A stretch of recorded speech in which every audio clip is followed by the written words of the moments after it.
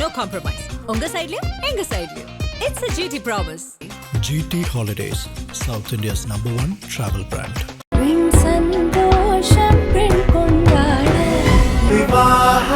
மணப்பெண்ணின் பிரத்யேகமான திருமணம் விவாஹா தி சென்னை சில்க்ஸ்.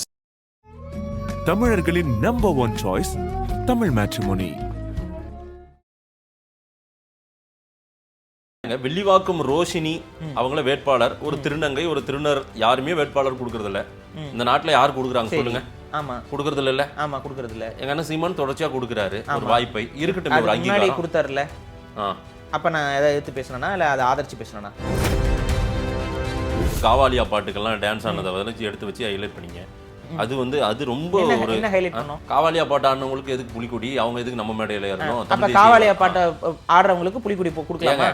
இப்ப வீட்ல நீங்க டான்ஸ் ஆட மாட்டீங்களா? பாட்டு கேட்க மாட்டீங்களா? காவாலியா பாட்டு வேணா அதெல்லாம் கேட்க கூடாது. ஐட்டம் சாங் அது பேர் ஐட்டம் சாங். அதனால என்னன்னு தெரியுமா உங்களுக்கு?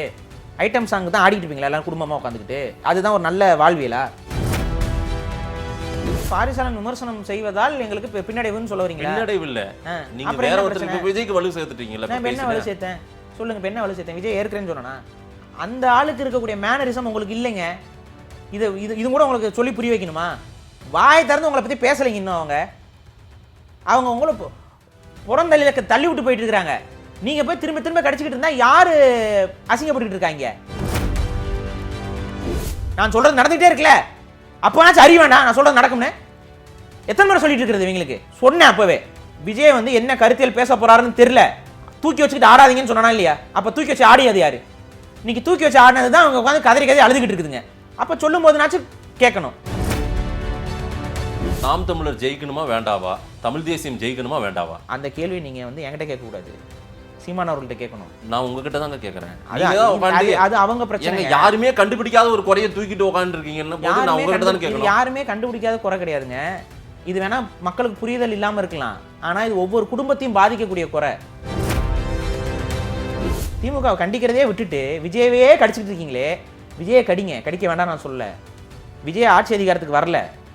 ஆட்சி அதிகாரத்துக்கு வராத விஜய அந்த விஜயனால நிறைய பேர் ஏமாந்துடுறாங்க, எல்லாம் விசிலடிச்சாங்க குஞ்சா மாறிடுறாங்க, அதனால நாங்கள் போய் பாஞ்சு கடிக்கிறோம் தாக்குறோம் அப்படின்னா ஒரு பெரும் அயோக்கிய கூட்டணிக்கு திமுகன்னு உட்காந்துட்டு இருக்கு. ஊடகவியலாளர் அடிக்கிறானுங்க, அதுக்கு தான் எதிர்ப்பு அதிகமாக காட்டணும்.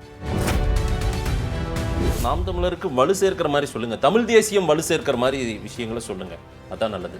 நாம் தமிழருக்கு வலு சேர்ப்பதும் தமிழ் தேசியத்துக்கு வலு சேர்ப்பதும் ரெண்டும் ஒண்ணுங்கிற மாதிரி பேசி அந்த சோல் அத்தாரிட்டியை எடுத்து கொடுக்குற வேலையெல்லாம் வச்சுக்காதீங்க மாதேஷ். இவ்வளோதான் நான் சொல்றேன். தமிழ் தேசியம்ங்கிறது பொதுவான கருத்தியல், நாம் தமிழர்ங்கிறது ஒரு கட்சி. அந்த கட்சி தமிழ் தேசியத்தை தனது கருத்தியல்னு சொல்லுது. அதன் தமிழர்களுக்கு வணக்கம். பல்வேறு துறைகளில் ஆக சிறந்த ஆளுமைகளை சந்தித்து நாம் நேர்காணல் எடுத்து வருகிறோம். அந்த வகையில் மீண்டும் நம்மோடு இணைந்திருக்கிறார் தமிழ் தேசிய சிந்தனையாளர் திரு பாரிசாலன் அவர்கள். அவரிடம் கேட்பதற்கு நிறைய இருக்கின்ற வார்கள் அவருமே கேட்போம். வணக்கம் திரு பாரி. வணக்கம், எப்படி இருக்கீங்க? நலமா இருக்கேன். 2026 தேர்தல் காலம், தேர்தல் நெருங்கிவிட்டது. பரபரப்பாக அந்த கூட்டணி பேச்சுக்கள், இன்னும் ஒரு 2-3 கட்சிகள் மட்டும் தான் எந்த கூட்டணி இருப்பாங்கன்னு தெரியல. நீங்கள் எப்படி பார்க்குறீங்க? எதை நோக்கி போகுது 2026 தேர்தல்? என்ன ரிசல்ட்டாக இருக்குன்னு நினைக்கிறீங்க? லுக், இது நான் பல முறை பதிவு பண்ணுறது தான், இது குழப்பமான தேர்தலாக தான் இருக்குது. ஏன்னா ஒரு புது சக்தியாக டிவிகே உள்ளே செயல்பட்டுக்கிட்டு இருக்கு. இப்போ டிவிகேவுடைய வாக்குகள் எந்த அளவுக்கு இருக்கும் அப்படிங்கிறது உறுதியாக சொல்ல முடியல. நம்மளுடைய கணிப்பு ஒரு 10% ஒரு 15% இருக்குங்கிறது நம்ம கணிப்பு. ஆனால் அது சீட்டாக கன்வெர்ட் ஆகுமான்னு தெரியல. அவங்க தனியாக நிற்க போகிறாங்க. இப்போ அவங்க சீட்டாக கன்வெர்ட் ஆகலை அப்படின்னா அந்த வாக்குகள் வாக்கு உடைப்புக்கு வேணால் பயனாக போகுமே ஒழிய இதை ஒரு கட்சியை உருவாக்குறதுக்கோ இல்லை ஒரு இதை அரசியலாக மாற்றுவதுக்கோ எந்த பயனும் இல்லாமல் போகும். அப்போ இதனால் நம்மளால் ஒரு உறுதியான தீர்மானத்தை எடுக்க முடியல. அதுக்கப்புறம் உங்களுக்கே தெரியும், டிவிகே வச்சு காங்கிரஸ் திமுக கிட்ட கொஞ்சம் ஒரு ப்ரெஷர் பண்ணுறதை உங்களால் பார்க்க முடியும். இப்போ எங்களுக்கு சீட்ஸ் அதிகப்படுத்தி கொடுங்க, எங்களுக்கு ஆட்சியில் பங்கு கொடுங்கிற அந்த இதெல்லாம் பேச ஆரம்பிச்சிருக்காங்க. இப்போ அதெல்லாம் வைத்து பார்க்கும் பொழுது ஒரு மாற்றம் ஏற்படுது. திமுகவுடைய கூட்டணிக்கு ஒரு ஸ்திரத்தன்மை கொஞ்சம் சரியுது. எல்லாரும் கொஞ்சம் அதிகமான சீட்ஸை கேட்க ஆரம்பிச்சிருக்காங்க. நீங்கள் பார்த்தீங்கன்னா கம்யூனிஸ்ட்லேருந்து விடுதலை சிறுத்தைகள் இருந்து எல்லாருமே திமுக கூட்டணியில் எங்களுக்கு அதிகமான சீட்ஸ் வேணும் அப்படிங்கிற மாதிரியான ஒரு இடத்துக்கு நகர்ந்துட்டாங்க. ஏன்னா விஜய்ங்கிற ஒரு பிளேயர் உள்ளே இருக்கனால. அப்போ ஒரு என்ன ஆகுதுன்னு பார்ப்போம். இவங்க எவ்வளோ சீட்ஸ் கொடுக்க போகிறாங்க, இந்த கூட்டணிகள் எந்த அளவுக்கு பயன் கொடுக்கும். அதே போல் அதிமுக கொஞ்சம் கொஞ்சமாக ஒரு பெரும் மெகா கூட்டணியை வேறு ஃபார்ம் பண்ணிடுச்சு பிஜேபி. அதெல்லாம் நமக்கு உடன்பாடு இல்லை, ஆனால் அவங்க ஒரு கூட்டணியை ஃபார்ம் பண்ணியிருக்கிறாங்க. இப்போ விஜய் இந்த பக்கம் தனியாக நிற்கிற மாதிரி தான். இப்போ வரைக்கும் விஜய் கூட யாரும் போகல. அதுக்கப்புறம் நாம் தமிழர் அவங்க ஒரு ஸ்டடியாக எப்போ போல் தனியாக நின்று தனியாகவே அவங்க வாக்கு சதவீதத்தை ஏற்றிட்டு வராங்க. அப்போ இப்படி இருக்குது. ஸோ இங்கே விஜய் அவர்களுக்கான வாக்கு, நாம் தமிழருக்கான வாக்கு வந்து சீட்ஸாக எவ்வளோ கன்வெர்ட் ஆகுங்கிறத நம்மளால் உறுதிட்டு சொல்ல முடியல. திமுக வந்து அவங்களோட கூட்டணி அதே கூட்டணியிலே இறங்குறாங்க. ஆனால் இவங்களுக்கு வந்து பார்த்திங்கன்னா மக்கள் வந்து கடுமையான அதிருப்தியில் இருக்கிறாங்க. இப்போ சமீபத்தில் கூட ஒரு பத்திரிகையாளர் அடித்த அந்த காணொலிகள்லாம் வெளியே வந்திருக்கு. கிராமங்கள் எல்லாம் இப்போ எங்கள் ஊர்லலாம் எங்கள் ஊர்க்காரங்களுக்கெல்லாம் ஃபோனில் பேசுவாங்களா அப்பப்போ, அவ்வளோ வெறுப்பாக பேசுகிறாங்க திமுக மேலே. நமக்கு ஒரு வெறுப்பு இருக்கும், நமக்கு வந்து இந்த கருத்தியல் திராவிடம் இந்த பார்வையில் ஒரு வெறுப்பு நமக்கு இருக்கும். இப்போ அந்த சாதாரண பாமர மக்களுக்கு அவங்களுக்கு வந்து இந்த திராவிட சித்தாந்தம் கருத்தியல் ஈவேரா சொன்ன கருத்து இதெல்லாம் அவங்களுக்கு அதெல்லாம் தெரியாது. அவங்கள பொறுத்த வரைக்கும் அன்றாட வாழ்க்கையில் அவங்க எந்த அளவுக்கு பாதிப்புக்குள்ளாகிறாங்கிறத பார்த்து தானே ஒரு பார்வை வரும். அவங்களாமே அவ்வளோ வெறுப்பாக பேசுகிறாங்க. என்ன அவங்களுக்கு அவ்வளோ வெறுப்பு அப்படின்னு பார்த்தா, திமுக வந்ததுலேருந்து இந்த நிர்வாகம் சார்ந்த சில பிரச்சனைகள் இருக்குல்ல, இந்த டேக்ஸ் இன்க்ரீஸ் ஆகிறதா இருக்கட்டும், அதுக்கப்புறம் வந்து இந்த கரண்ட் பில்லு, எலக்ட்ரிசிட்டி பில்லு, இந்த மாதிரியான விஷயங்கள் எல்லாமே கணிசமாக ஏறிக்கொண்டே இருப்பது வந்து அவங்க மனதில் வந்து ஒரு பெரிய அளவு ஒரு தாக்கத்தை ஏற்படுத்தியிருக்கு. நம்ம கருத்தியல் இதெல்லாம் ஒரு பக்கம் விமர்சனம் இருந்தாலும் இந்த விஷயங்கள் வந்து ஒரு பெரிய தாக்கத்தை ஏற்படுத்தியிருக்கு. இன்னொன்று மேஜர் கன்சர்ன் என்ன, மக்களுக்கு ஒரு அச்சம் வந்திருக்கு. என்ன அச்சம்னா, பாதுகாப்பு சார்ந்த அச்சம் என்பது உண்மையிலேயே அதிகமாக இருக்குது இன்றைக்கி திமுக ஆட்சியில். ஏன்னா அன்றாட செய்திகள் அவங்க பார்க்குறது, தமிழ்நாட்டில் கொலை நடக்காமல் இல்லை, கொள்ளை நடக்காமல் இல்லை, இது வந்து எல்லார் ஆட்சியிலையும் நடக்கும். ஆனால் கணிசமாக திமுக ஆட்சியில் இவைகள் அதிகரித்திருப்பதாகவும், அது மட்டும் இல்லாமல் இந்த ரவுடித்தனம் பண்ணுறவங்க, இந்த ஒரு இம்மாரலாக வாழக்கூடியவர்களுடைய அந்த ஆட்டம் என்பது எல்லா ஊர்கள்லையுமே இப்போ படிப்படியாக அதிகரிச்சிருக்கிறத வந்து மக்கள் உணர்றாங்க. இப்போ இதெல்லாம் நாங்கள் போய் சேர்க்கல, மக்களே உணர்றாங்க. ஏன்னா அவங்க ஒவ்வொருத்தவங்க ஊரில் ஒரு ரவுடி இருப்பான், அவங்க இவங்களுக்கு வேண்டப்பட்டவனா, இந்த திமுக வேண்டப்பட்டவனா இருக்கும்போது அவனோட வளர்ச்சி, அவனுடைய அந்த அடாவடித்தனம்லாம் அங்கே அதிகரிக்குது இல்லை. நம்ம இது வந்து நம்ம கடந்து போயிட முடியாது. ஒரு எம்எல்ஏவாக இருக்கிற நபர் ஊடகவியலாளர்களை போட்டு அடித்து அது வீடியோ வருது, ஊடகங்கள் அதை வந்து பெரிதுபடுத்த முடியல, பேச முடியல. அப்போ இந்த பதட்டம் என்பது மக்கள் மத்தியில் அப்படியே இருக்குது. சார் அப்போ அந்த உளவியல் பயம்ங்கிறது வந்து இந்த முறை வேணாம் திமுக அப்படிங்கிற இடத்துல ரொம்ப மோசமாக இருக்கேன். இப்போ நான் வந்து எங்கள் ஊர்க்காரங்கிட்ட பேசும்பொழுது அவங்க ஐயோ இந்த முறையும் திரும்ப திமுக வந்துருச்சுன்னா வந்து ரொம்ப கஷ்டமாக போயிடுங்கிற அந்த ஒரு உளவியலுக்கு வந்துட்டாங்க. அப்போ மக்கள் மத்தியில் இருக்கக்கூடிய அதிருப்தியை திமுக வந்து எப்படி சரி செய்ய போகுதுன்னு தெரியல. இவங்க வந்து நாங்கள் வந்து இலவசம் கொடுக்குறோம், அதை கொடுக்குறோம், இதை லேப்டாப் கொடுக்குறோம், அது கொடுக்குறோம்னாலும் இப்போ மக்கள் வந்து லேப்டாப் கொடுக்கும்போது நல்லதான், மாணவர்களுக்கு ஓகேங்க அப்படின்னு வாங்கிக்கிறாங்க. ஆனால் வாங்கின அடுத்த நிமிஷம் அவங்களோட வேலை என்னவா இருக்குது, அந்த அதில் இருக்கக்கூடிய இவங்களோட உருவங்களை அழிப்பதும் அதை எப்படி அழிக்கணும் அப்படின்னு சொல்கிற ஒரு விஷயத்துக்கு போகுது. அப்படின்னா இவருடைய இலவசங்கள் இவர்களுக்கு பயன் கொடுக்கவில்லை அப்படிங்கிறத நீங்கள் புரிஞ்சுக்கணும். ஓகே. அப்போ இந்த முறை திமுக மேலே இருக்கக்கூடிய பெரிய அளவு அதிருப்தி இது வந்து வாக்குகளுக்குள்ளே வரும்பொழுது எந்த அளவுக்கு இவங்களுக்கு தாக்கத்தை ஏற்படுத்த போகுது. இந்த பெரிய கூட்டணியாக ஒரு ஸ்திரமான கூட்டணியாக நீங்கள் இருந்தாலும் கூட அது வாக்கரசியலில் எந்த அளவுக்கு உங்களுக்கு வந்து கை கொடுக்க போகுதுங்கிறது தெரியல. அப்போ திமுகவுடைய வாக்கு வங்கி பெரிய அளவு சரியாக போகிறதுங்கிறது நமக்கு தெரியுது. அதிமுக அந்த இடத்துல நம்பகத்தன்மை பெற்றுச்சா அப்படின்னு பார்த்தீங்கன்னா அதுவும் பெரிய அளவு பெறல. காரணம் என்னன்னா, அதிமுகவோட லயபிலிட்டியாக பாஜக இருக்குது. பாஜகவோட அதிமுக இருக்கனால இந்த பாஜக வந்து அங்கங்கே சும்மா இருக்க மாட்டேங்கிறாங்க. இவங்க வந்து எங்கேயாவது ஒரு இடத்துல கலவரம் பண்ணுறது, இல்லை அங்கே வந்து ஏதாவது மதம் சார்ந்த விஷயங்களை வந்து ஒரு சென்சேஷன் பண்ணுறது, இது தொடர்ச்சியாக பண்ணிட்டு திருப்பரங்குன்றம் இந்த மாதிரியான விஷயங்களில் இது வந்து தமிழ்நாடு பாலிடிக்ஸை பார்த்துட்டு இருக்க மக்களுக்கு ஒரு சோர்வை ஏற்படுத்துது. திருப்பரங்குன்ற விஷயங்கள்லாம் இந்த மாதிரியான விஷயங்கள்லாம் தமிழ்நாட்டில் வந்து எப்பவுமே பெரிய அளவு இருக்காது. ஏதாவது ஊரில் ஒரு சின்ன சின்ன பிரச்சனைகள் வந்தாலும் கூட அந்த ஊர் மக்களும் சேர்ந்து அதை சரி செஞ்சுக்குவாங்க, இல்லை அரசாங்கம் தலையிட்டு முடிந்தவரை வந்து பாதகம் இல்லாத ஒரு முடிவை வந்து விரைவாக எட்டிடுவாங்க. ஆனால் இப்போ தமிழ்நாட்டிலே வந்து அடுத்த ஒரு அயோத்தியா மாதிரியான ஒரு விஷயத்த இங்கே வந்து பேச ஆரம்பிக்கிறதும், சில சங் பரிவார அமைப்புகள் வந்துட்டு நாங்கள் வந்து இவங்களை விரட்டுவோம் அவங்கள விரட்டுவோம்னு பேச ஆரம்பிக்கும்போது அந்த தாக்கமும் அந்த பயமும் வந்து பார்த்திங்கன்னா மத சிறுபான்மையினர்களுக்கு வந்து பெரிய அளவு உருவாயிருக்கு. இப்போ இந்த மத சிறுபான்மையினர்களுக்கு இந்த பெரிய அளவு இந்த பயம் உருவாகிறதுனால இவங்களோட வாக்கு எந்த பக்கம் போகும். எப்பவுமே அதிமுக மேலே ஒரு அதிருப்தி வந்துருச்சுன்னா மத சிறுபான்மையினர்கள் வந்து திமுக பக்கம் போயிடுவாங்க. ஆனால் திமுக பக்கம் போகிறத இந்த முறை தடுக்கிறதுக்கு விஜய் பக்கம் வேற ஒரு, அப்போ மத சிறுபான்மையினர்கள் வாக்கு வேற ரெண்டாக உடையும் இந்த முறை. இப்போ இந்த ஜங்கும் என்ன மாதிரி ரிசல்ட்டை கொடுக்க போகுதுங்கிறதுல நமக்கு ஒரு குழப்பம் இருக்குது. அப்போ இதெல்லாம் வச்சு கொஞ்சம் அனலைஸ் பண்ணி பார்த்தீங்க அப்படின்னா இந்த முறை வாக்கு கண்ணாம்பின்னான்னு உடையுது. அதனால யார் வந்து அதிகாரத்தை இதில் அடைவாங்கங்கிறதுல ஒரு சந்தேகம் இருக்குது. ஆனால் என்னோட உறுதியாக ஒன்று சொல்லலாம், இந்த அதிகாரத்தை அடைய போகிறவர்களும் கூட ரொம்ப ஒரு பெரிய வெற்றியில் அடைய மாட்டாங்க. சரி. ரொம்ப ஒரு மார்ஜினல் இதில் கேப்ஸில் தான் வந்து ஆட்சி அமைப்பாங்க. அந்த அடிப்படையில் தொங்கு அமைப்பு ஏற்படுவதற்கான வாய்ப்பு இருக்கா அப்படின்னா இருக்கலாம். தொங்கு சட்டசபை அது இருக்குதானா இருக்கலாம். ஏன் இருக்கலாம் அப்படிங்கிறனா அது எப்போ நடக்கும் அப்படின்னா டிவிகே போன்ற கட்சிகள், நாம் தமிழர் போன்ற கட்சிகள் இந்த முறை சீட்ஸை செக்யூர் பண்ணுறாங்க அப்படின்னா அதற்கான வாய்ப்புகள் அதிகம். அப்போ இந்த முறை இவங்களை போன்றவர்கள் வந்து எல்லா தொகுதிகளிலும் வாக்கு சதவீதத்தை உயர்த்தி காட்டுறதுங்கிறதுல கான்சன்ட்ரேட் பண்ணுறதை மட்டும் வச்சுக்காம இந்த மாதிரியான கட்சிகள் ஏதாவது ஒரு சில தொகுதிகளில் நம்மளால சீட்டுகளை ஜெயிக்க முடியுமான்னு பார்த்து எந்த இடத்துல இவங்களுக்கு ரொம்ப வாய்ப்புகள் அதிகமாக இருக்கோ அந்த இடத்துல கான்சன்ட்ரேஷன் அதிகமாக பண்ணாங்க அப்படின்னா இவங்களுக்கு வந்து எம்எல்ஏ சீட்ஸ் செக்யூர் பண்ணலாம். எம்எல்ஏ சீட்ஸ் இவங்க கைக்கு வந்துச்சு அப்படின்னா நிச்சயம் வந்து அது இந்த முறை வந்து ஒரு பெரிய நெகோசியேஷன்ஸ்க்கு பயன்படும். குறிப்பிட்ட இடங்களை மட்டும் கான்சன்ட்ரேட் பண்ணி கன்வெர்ட் பண்ணும். அவங்களுக்கு வெற்றியாக அதை எடுத்துக்கொண்டார்கள் என்றால் ஒரு எம்எல்ஏ இருந்தால் கூட அந்த ஒரு எம்எல்ஏவோட வேல்யூ என்பது இந்த தேர்தலில் வந்து நிச்சயம் வந்து தேர்தல் முடிவுக்கு பின்னாடி ஆட்சி அமைப்பதில் ஒரு பெரும் பங்காக அந்த ஒவ்வொரு எம்எல்ஏவும் பங்கு தருவாங்க. ஒரு டஃப் ஃபைட் இருக்கும், நெக் டு நெக்கா இருக்கும். அதே போல தொங்கு சட்டசபையாக கூட இருக்கலாம் அப்படின்ற மாதிரி எல்லாம் இருக்கு.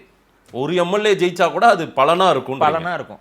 ஸோ இதை மனசுல வச்சுக்கிட்டு அது குறிப்பா இந்த பலன் யாருக்கு இருக்கும்னு பார்த்தீங்கன்னா டிவிகே அண்ட் என்டிகே இவங்க ரெண்டு கட்சிகளுக்கு தான் வந்து சீட் கன்வர்ஷன்ல இந்த முறை வந்து ஒரு பெரிய பலன் கிடைக்குங்கிறத நம்மளோட பார்வை, நம்ம இது வரைக்கும் ஆய்வு பண்றதுல, நம்ம கேட்கறதுல, நம்ம மக்களை அணுகி பார்க்கும் பொழுது நமக்கு தெரிகிறது. அதனால முடிஞ்ச வரைக்கும் வாக்கு சதவீதத்தை மட்டும் உயர்த்தி காட்டுறதுங்கிறது வச்சுக்காம ஏதாவது ஒரு சில ஒரு 5-6 தொகுதிகளை செலக்டிவாக ஒரு ஸ்டார் தொகுதிகளாக தேர்வு பண்ணி அந்த 5 இடத்துல ஒரு 5 எம்எல்ஏ நம்ம பெற முடியுமா அப்படிங்கிற மாதிரி ஒரு கான்சன்ட்ரேட் பண்ணாங்க அப்படின்னா இந்த முறை வந்து இவர்கள் வந்து ஒரு மேஜர் பிளேயராக மாறுவதற்கு பெரிய வாய்ப்பு இருக்கு. பார்க்கலாம். அது வரைக்கும் தமிழ் தேசிய சிந்தனையாளர் நீங்க, தமிழ் தேசியம் வெற்றி பெறணும்னு நினைக்கிறவங்க, நாம் தமிழர் கட்சி மீதான உங்களுடைய பார்வையில் விமர்சனம் இருக்கு. ஆனாலும் அவர்களுடைய பாதை வெற்றி பெற வேண்டும்னு ஆசைப்படுறதுல ஒருத்தர் நீங்க. அவங்க சரியான பாதையில தானே போறாங்க. ஆனா ஏதேனும் ஒரு குறைய கண்டுபிடிச்சிட்டே இருக்கீங்களே, ஏதாவது ஒரு வம்பு இழுக்கிற மாதிரி இருக்கு நீங்க. இல்லை அதாவதுங்க இது வந்து என்னன்னா, இப்போ ஒரு விஷயத்த ஒரு கட்சி செய்யுது, அந்த கட்சி ஒரு தவறை செய்யும் பொழுது நம்ம சுட்டி காட்டுறோம். இந்த சுட்டி காட்டும் போது ஒவ்வொரு கட்சிகள் அதை எவ்வாறு எடுத்துக்கொள்கிறார்கள்ங்கிறத பொறுத்து தான் நம்மளோட அடுத்த செயல்பாடுகள் வந்து தீர்மானிக்கப்படும். இப்போ இப்போ சில பிரச்சனைகள் போய்கிட்டு இருக்கு. ஒரு வேட்பாளர்களுடைய செலெக்ஷனில் தமிழ் தேசியத்திற்கு முரண்பட்ட ஒரு வேட்பாளராக அவங்க தேர்ந்தெடுக்கிறாங்கிறத நம்ம ஒரு விமர்சனமாக முன்வைக்கிறோம். இந்த விமர்சனத்தை ஏற்றுக்கொண்டு நீங்கள் வேட்பாளரை மாற்றினாலும் மகிழ்ச்சி. இந்த விமர்சனத்தை ஏற்றுக்கொண்டு சரி அவங்க ஏதோ சொல்கிறாங்க நம்ம வேலையை பார்ப்போம்னு போனாலும் பிரச்சனை இல்லை. ஆனால் இந்த விமர்சனத்தை நம்ம முன் வச்சிட்டோம்னா அதுல இருந்து ஒரு எதிர் தாக்குதல் ஒன்று வருது பாருங்க. அந்த தாக்குதல் என்பது இன்னும் அடுத்த கட்ட விமர்சனங்களை நோக்கி அதை நகர்த்திடுது. இல்ல நீங்க எதிர் தாக்குதலை ஃபேஸ் பண்ணணும் அப்படின்ற மனநிலையில இருக்கக்கூடியவர் தானே நீங்க. சரி, யாரோ ஒருத்தர் தாக்கிட்டு போறாங்க, அதற்காக நாம் தமிழர் எப்படி அதற்கு பொறுப்பேற்க முடியும்? இங்க பிரச்சனை என்னன்னா, ஒரு அஃபீஷியலா ஒரு கட்சி வந்து ஒரு ஸ்டேட்மெண்ட் கொடுக்குது. எடுத்துக்காட்டுக்கு நான் இப்போ சொல்றேன், இப்போ என்ன நடக்கிற பிரச்சனைகளே வச்சு நம்ம பேசுவோம். இல்லைங்க, வெள்ளிவாக்கம் ரோஷினி அவங்கள வேட்பாளர், ஒரு திருநங்கை ஒரு திருநர், யாருமே வேட்பாளர் கொடுக்கறது இல்ல. இந்த நாட்டுல யார் கொடுக்குறாங்க சொல்லுங்க? ஆமா, கொடுக்கறது இல்ல. ஆமா, கொடுக்கறது இல்ல. எங்க அண்ணன் சீமான் தொடர்ச்சியா கொடுக்குறாரு ஒரு வாய்ப்பை. இருக்கட்டும், ஒரு அங்கீகாரம் கொடுத்தாருல.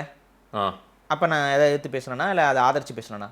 ஆதரிச்சு தான் பேசுறேன். ஆதரிச்சு தானே பேசுனேன். அப்ப ஒரு திருநங்கையருக்கு வேட்பாளர் கொடுக்கும் பொழுது ஒரு திருநங்கையரை ஆதரிச்ச பாரிசாலன் மற்றொரு திருநங்கையருக்கு வேட்பாளர் கொடுக்கும் பொழுது ஆதரிக்க மறுப்பது என்கிறது மட்டும் தானே கேள்வியா இருக்கணும். இல்லைங்க, ஒரு செயலை மட்டும் எடுத்து வச்சுக்கிட்டு அப்பதான் நம்ம வந்து அவங்க சமூக சேவைக்கா இல்ல, அவங்க அது இல்ல, அவங்க சமூக சேவை. ஆமா, சமூக சேவைக்கு பண்றாங்க.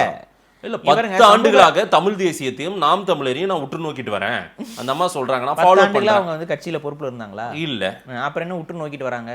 நீங்களும் தான் உற்று நோக்குறீங்க, நானும் தான் உற்று நோக்குறேன், எல்லாரும் தான் உற்று நோக்குறாங்க. மக்கள் சமூக பார்வையுடைய யாரா இருந்தாலும் எங்க அண்ணன் சீமான் இல்ல, அவர் என்ன தெரியுமா, தம்பி நீ நிக்கிறியாடா, நீ நிக்கிறியா, வா வா, நீ எல்லாம் நாட்டுக்கு தேவை, கேள்வி கேளு அப்படின்னு கூடிய ஒரு நல்ல ஒரு தலைவர். இதை நம்ம திமுகவிலயோ அதிமுகவிலயோ பிஜேபிலயோ போய் சீட் வாங்கிட முடியுமா? சவுக்கு சங்கர் எல்லாம் வந்து இப்ப வேட்பாளரா நிப்பாட்டன்னு அறிவிச்சவர் தானே. அந்த ஒரு பெருந்தன்மை அவருக்கு இருக்கு, அதுல எல்லாம் எனக்கு மாற்று கருத்து கிடையாது.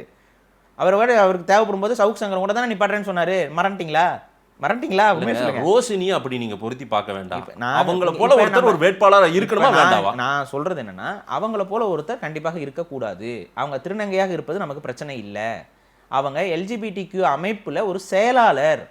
அப்ப அந்த எல்ஜிபிடிக்யூ அமைப்போடைய கருத்தியலை நம்ம ஏற்றுக்கொள்கிறோம்ங்கிற பொருள் வருது. அது தமிழ் தேசியத்துக்கு ஒரு பெரும் பாதகமாக இருக்கும். விமர்சிக்கிறோம். அதை நாங்கள் ஏற்க முடியாதுங்கிறோம். அந்த வேட்பாளரை நீங்கள் நிப்பாட்டும் போது தமிழ் தேசியம் ஆதரவாக இருக்காதுங்கிறோம். இதில் என்ன பிரச்சனை? இல்லை, எல்ஜிபிடிக்குன்னு அவங்களுக்குன்னு ஒரு தனி இது இருக்குங்க. அது ஒரு பாதை, அவங்களுடைய பணிகள்ல அது ஒண்ணு. சரிங்களா? இப்ப தமிழ் தேசியத்தை நோக்கி அது வரக்கூடாது. ஒரு தகுதியான அரசியல் வரணும்னு ஆசைப்படுறாங்களா அவங்க? அதாவது இங்க பாருங்க, அவங்க ஆசைப்படுறது போறது இது பிரச்சனை இல்லை. அவங்க நாம் தமிழில் வந்து சேரணும்னா இவங்க வந்து எல்ஜிபிடி அமைப்புக்கு எனக்கு சம்மந்தம் இல்லைன்னு சொல்லிட்டு வர்றதுல எனக்கு அதில் பிரச்சனை கிடையாது. ஆனால் அவங்க செயலாளர், ஒரு என்ஜிஓட எல்ஜிபிடிக்கு ப்ரொபகண்டா செய்யக்கூடிய ஒரு என்ஜிஓல அவங்க செயலாளர். நாம் தமிழரோட ஒத்து வராது. ஏன் ஒத்து வராது? இப்போ சீமான் அவர்கள் எல்ஜிபிடிக்கு ஸ்டாண்ட்ல என்ன பேசியிருக்காரு? பேசினாரா இல்லையா? ஒரு பிரபல ஊடகத்தில் ஒரு கேள்வி பதில் செக்ஷனில் தெளிவாக சொன்னார்ல, நாங்கள் வந்து இயற்கைக்கு முரணான விஷயங்களுக்கு வந்து ஆதரவு தரமாட்டோம், எங்களோட இயக்கம் ஆதரவாக இருக்காதுன்னு சொன்னார்ல. இப்போ ஏன் இந்த மாற்றம்னு கேட்குறோம். இதுதான் விமர்சனம். ஆதரவாக இருக்காதுன்னு சொன்னீங்க, அதை நாங்கள் நம்புகிறோம். ஆதரவாக இருக்காதுன்னு சொல்லிட்டு அதே செயல்பாட்டில் வேறு ஒரு என்ஜிஓவில் வேலை செய்து கொண்டு பொறுப்பில் இருக்கக்கூடிய ஒரு நபரை கூப்பிட்டு, அவருக்கும் நாம் தமிழர் கட்சிக்கும் தொடர்பு இல்லை. அதுக்கு முன்னாடி அவங்க வேணால் பார்வையாளராக இருந்திருக்கலாம், அவங்க சீமான் அவர்களை வந்து யூடியூப்லையோ இல்லை வலைதளங்களையோ பார்த்து கொண்டு இருந்திருக்கலாம். ஆனால் அவங்க கட்சியில் அவங்க எந்த பொறுப்புலையும் அதுக்கு முன்னாடி இருந்தவங்களும் கிடையாது. யாரோ ஒருத்தர். ஆனால் அவங்களுக்கு தகுதி எங்கேருந்து வருது? அவங்களே வந்து ஒரு இரவிங்கிற ஒரு ட்ரஸ்ட்டுக்குள்ளே இருக்கிறதுனால தான் அவங்க வந்து அந்த ட்ரஸ்டோட நிறுவனர் அப்படிங்கிற ஒரு இதில் இருக்கிறாங்க, செயலாளருங்கிற பொறுப்பில் இருக்கிறாங்க. அவங்கள கூப்பிட்டு தான் நீங்கள் வந்து கொடுக்குறீங்க. அந்த ட்ரஸ்ட்டில் அவங்க செயலாளராக இருக்கிறாங்கங்கிறத காட்டுறதே யாரு? நீங்கள் தான் காட்டுனீங்க. அப்போ இது என்ன இரட்டை நிலைப்பாடுங்கிற கேள்வியை வைக்கிறோம். இது இரட்டை நிலைப்பாடு தான், வெளிப்படையான இரட்டை நிலைப்பாடு. அரசியல் பாதையில வராங்க. இன்னொன்னு தமிழ் தேசிய அரசியல் வட்டத்துக்குள்ள வரும்போது நம்ம என்ன சொல்றோமோ அதை தான் டிக்டேட் பண்றது தான் அவங்க ஃபாலோ பண்ணி ஆகணும். அவங்க அதை மீறி எதுவும் செய்ய முடியாது. சரிங்களா? இல்ல, அவங்க அப்படிலாம் இல்லை. அவங்க தெளிவா சொல்றாங்க, இந்த தமிழ் மக்களுக்கு வந்துட்டு இந்த எல்ஜிபிடிக்கு வந்து சரியான விஷயம்ங்கிறத வந்து நாங்க போய் அந்த புரிதலை ஏற்படுத்துறதுக்காக தான் நான் வந்திருக்கேன்னு அவங்களே டிக்ளேரும் பண்ணியிருக்காங்க. காணொலிகள் இருக்கு. இப்போ அதான் இங்கே பிரச்சனை. இன்னைக்கு நாம் தமிழர்ல மேடையில் ஏறினது பிறகாக ஏதாவது சொல்றாங்களா? ஆமாங்க, நாம் தமிழர்ல வேட்பாளர் அறிவிச்சதுக்கு அப்புறம் தாங்க இந்த பேட்டியே இருக்கு. இவங்க கூப்பிட்டு எடுக்கிற பேட்டிகள்ல தான் அவங்க அதை சொல்றாங்க. இல்லைங்க, நீங்க ஒரு செயல்பாடை வைத்துக்கொண்டு இல்லைன்னா அவங்களுடைய ஆரம்ப காலத்தை வைத்துக்கொண்டு நீங்க அதை ஒரு குற்றச்சாட்டா மையப்படுத்தி இவங்களுக்கு சீட்டு கொடுக்க கூடாது, இதனால தமிழ் தேசியம் கெட்டு போச்சு, இல்ல தமிழ் தேசியம் கூடாதுங்கிறதுல தமிழ் தேசியம் தடமாறுதுன்றீங்க. ஐயோ, நான் சொல்றது கேளுங்க. அவங்களுக்கு கொடுக்க கூடாதுன்னா நாங்க சொல்லல, அந்த உரிமை எங்களுக்கு கிடையாது. அது ஒரு வேற கட்சி. அந்த கட்சி யாரை வேட்பாளர் நிப்பாட்டணும் நம்ம முடிவு பண்ணி யார் ஏந்தணும் யாரு தூக்கணும்ன்றதுக்கெல்லாம் ஒரு இது இருக்கு. அது விமர்சனங்க. ஆமாங்க, விமர்சனங்க. யார் வேணாலும் புலிக்குடியை தூக்கலாமா? அதுக்குன்னு ஒரு தரம் வேண்டாமா? தராதரம் வேண்டாமா? ஒரு ஓரணெச்சரிக்கை செயல்பாட்டாளர்களை கொண்டு வந்து நீங்கள் வந்துட்டு அதை நியாயப்படுத்தி அதை தமிழ் சமூகத்துக்குள்ள நீங்கள் நியாயப்படுத்துறது மாதிரியான ஒரு ஆட்களை கொண்டு வந்துட்டு கடைசியில் வந்துட்டு ஒரு பக்கம் என்ன சொல்றீங்க, நாங்கள் அதை நியாயப்படுத்தல, இயற்கைக்கு முரணானதை நாங்கள் மறுக்கிறோம்ங்கிறீங்க. மறுபக்கம் என்ன பண்றீங்க? அதனால வேலைகளே செய்றீங்க. இல்ல, கொள்கை அதனால தடம் மாறி போறதா வச்சுக்கவும் முடியாது. அதனால நம்முடைய தமிழ் தேசிய கொள்கை வந்து நீர்த்து போயவும் செய்யாது. நீங்களே சொல்றீங்க, போற போக்குல யாரை வேணாலும் கை காமிச்சிட்டு நில்லுப்பா நீ நிக்கிறியா ஆசைப்படுறியான்னு கேட்டு அவர் நிப்பாட்டி விட்டுருவாரு. இல்ல எல்லாம் அப்படி கிடையாது. அண்ணன் யார் இவன் சரியானவனா நாட்டுக்கு? அப்படி நான் கேட்கிறேன், அப்ப இவங்க சரியானவங்களா? அவங்க ஆமா ஒரு மாற்றம் தேவை. சரியானவங்க இல்லைங்கிறேன் நான், அவ்வளவுதான் விஷயம். அவங்க சரியானவங்க இல்ல. அவங்க சரியானவங்கன்னா எப்படி சரியானவங்க? எல்ஜிபிடிக்கு ப்ரொபகண்டாவை குழந்தைகிட்ட போய் ஸ்கூலா போய் பேசுற ஒருவர் சரியானவர் அப்படின்னு சீமான் அவர்கள் நினைக்கிறாருன்னா ஒண்ணு சீமான் அவர்கள் சரியானவரா அப்படிங்கிற கேள்வி. நாம் தமிழர்ல இது யாருமே எதிர்ப்பு தெரிவிக்கல. உள்ளார வில்லிவாக்கம் பகுதியில யாராவது சொல்றாங்களா? இல்ல, ரோஷினி வந்து நம்ம கட்சி வேட்பாளரா இருக்கிறதுக்கு தகுதி வாய்ந்தவர் அல்ல அப்படின்னு உங்களுக்கு யாராவது சொல்லிதான் இந்த கருத்தை நீங்க பேசுறீங்களா? இது நான் தமிழ் தேசியத்திற்கும் தமிழ் மக்களுக்கும் அப்படின்னு தான் நான் சொல்லிட்டு இருக்கேன். அது நாம் தமிழ் அவங்க ஜெயிக்கிறாங்க தோக்குறாங்கிறது அவங்களோட முடிவுங்க. நான் மக்கள் ஆதரவு கொடுக்க கூடாதுங்கிறேன். இந்த வேட்பாளருக்கு மக்கள் ஆதரவு கொடுக்க கூடாதுங்கிறேன். நான் தமிழ் தேசியத்தையே ஆதரிக்காதீங்கன்றீங்க. அப்போ அப்படி இல்ல, அதான் மீனிங். அப்ப எல்ஜிபிடிக்கு தான் தமிழ் தேசியங்கிறீங்க நீங்க, அப்படியா? அதுதான் தமிழ் தேசியம். ஒரு சின்ன ஒரு இதுங்க. அதை விட்டுட்டு வர சொல்லுங்க. அந்த அந்த அந்த நிறுவனத்தில் நான் இல்லைன்னு சொல்லி ஒரு ரிசைனிங் ஆர்டரை கொடுத்துட்டு வர சொல்லுங்க. அப்ப பிரச்சனை முடிஞ்சதுல. ஆனா நீங்க எடுத்த உதாரணம் இந்த காவாலியா பாட்டுக்கெல்லாம் டான்ஸ் ஆனதை வச்சு எடுத்து வச்சு ஹைலைட் பண்ணீங்க. அது வந்து அது ரொம்ப ஒரு என்ன ஹைலைட் பண்ணோம்? காவாலியா பாட்டு ஆடுறவங்களுக்கு எதுக்கு புலிக்குடி, அவங்க எதுக்கு நம்ம மேடையில ஏறணும்? அப்ப காவாலியா பாட்டு ஆடுறவங்களுக்கு புலிக்குடி கொடுக்கலாமா? இப்ப வீட்ல நீங்க டான்ஸ் ஆட மாட்டீங்களா? பாட்டு கேட்க மாட்டீங்களா? காவாலியா பாட்டு வேணா அதெல்லாம் கேட்க கூடாது. ஐட்டம் சாங் அது பேர் ஐட்டம் சாங். அதனால என்னன்னு தெரியுமா உங்களுக்கு? ஐட்டம் சாங் தான் ஆடிட்டு இருப்பீங்களா எல்லாரும் குடும்பமா உட்காந்துக்கிட்டு? அதுதான் ஒரு நல்ல வாழ்வியலா? தப்புனா தப்புங்க. சரி, விஜய் வந்து மேடையில் ஆடுறாப்புல விமர்சிக்கல இவங்களாம். அப்போ ஏதாவது ஒரு ஸ்டாண்ட் எடுங்க. உங்கள் வேட்பாளர் ஆடலாம், ஆபாச பாட்டுக்கும் கூட ஆடலாம், விஜய் ஆடக்கூடாது. ஏங்க, கடந்த நான் சொல்றேன் காலத்துல- விஜய் கடந்த- ஆடினதும் பக்குவம் இல்ல, இவங்க ஆடுறதும் பக்குவம் இல்லைங்கிறேன். அவங்க பக்குவம் சொல்றாங்க, இல்லாதவங்களுக்கு சில ஆண்டுகளுக்கு முன்னாடி நான் இப்படி ஒரு இன்ஸ்டா பதிவுல வீடியோ போட்டேன், அன்னைக்கெல்லாம் கூட வியூஸ் போடல. உங்களை போன்றவங்கலாம் பேசி இன்னைக்கு அந்த வீடியோ வியூஸ் போக வச்சுட்டு இருக்கீங்க. சரி, அதுக்கு முன்னாடி யாருன்னே தெரியாது. ரோஷினி இப்படி ஒரு பாட்டுக்கு டான்ஸ் ஆனாலும் யாருக்காவது தெரியுமா சொல்லுங்க? ரோஷினியும் யாருக்கும் தெரியாதுங்க.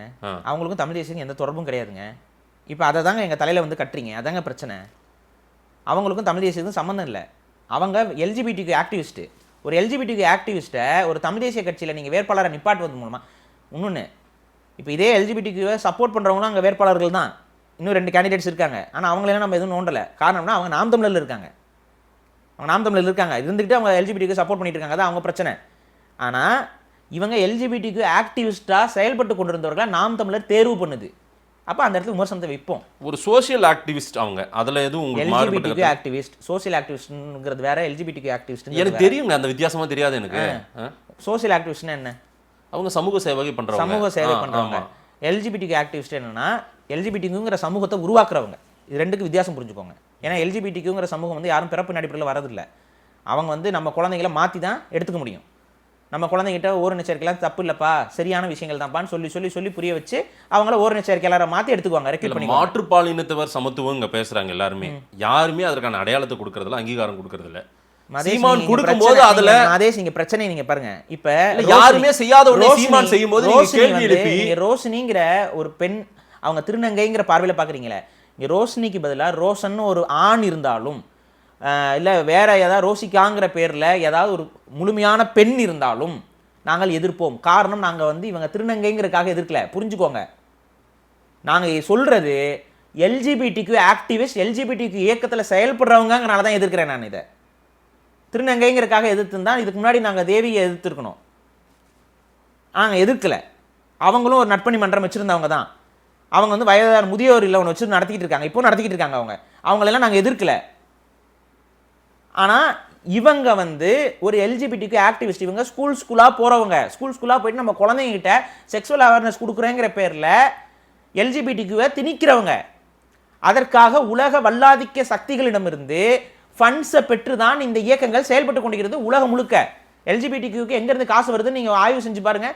அந்த ட்ரஸ்ட் எல்லாமே பெரிய அளவு சப்போர்ட்லேருந்து இயங்கிக்கிட்டு இருக்கு இந்தியாவில் மட்டும் இல்லை, உலக அளவில் இந்த எல்ஜிபிடிக்குனால இது நடந்த பிரச்சனைகள், இருக்கக்கூடிய சிக்கல்கள், உளவியல் பிறழ்வுகள்.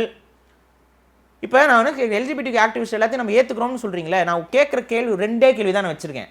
நாம் தமிழர் கட்சியாக இருந்தாலும் சரி, மக்களாக இருந்தாலும் சரி, 2 கேள்வி. அந்த கேள்வியை நான் வச்சுறேன். 2 கேள்வி. ஒரு கேள்வி, பியூபர்ட்டி பிளாக்கர்ஸை அங்கீகரிப்பீர்களா? பியூபர்ட்டி பிளாக்கர்ஸ் என்று சொல்லக்கூடிய அந்த மாத்திரைகளை நீங்கள் அங்கீகரிக்க போகிறீர்களா? இந்தியாவில் இது வரைக்கும் அதுக்கான அங்கீகாரம் கிடையாது. இனிமேல் அங்கீகரிக்க போகிறீர்களா? அதே போல் செக்ஸுவல் அஃபர்மேஷன் சர்ஜரி 18 வயசுக்கு மேலே தான் பண்ணணும். ஆனால் ஒட்டுமொத்த எல்ஜிபிடிக்யூ அமைப்புகளும் செக்ஸுவல் அஃபர்மேஷன் சர்ஜரியை குழந்தைகளுக்கிடமே பண்ணணுங்கிற கோரிக்கை முன்வைக்கக்கூடியவர்கள். இல்லை, எல்ஜிபிடிக்யூடைய ஒட்டுமொத்த அத்தாரிட்டி வந்து ரோஷினி கிடையாது. அவங்க ஒட்டுமொத்த அத்தாரிட்டி ரோஷினி ஒருத்தர். அதில் அவங்க ஒருத்தர். நான் கேட்குற கேள்வி என்னன்னா, செக்ஸுவல் அஃபர்மேஷன் சர்ஜரி 18 வயசுக்கு மேலே தான் இருக்குது இந்தியாவில்.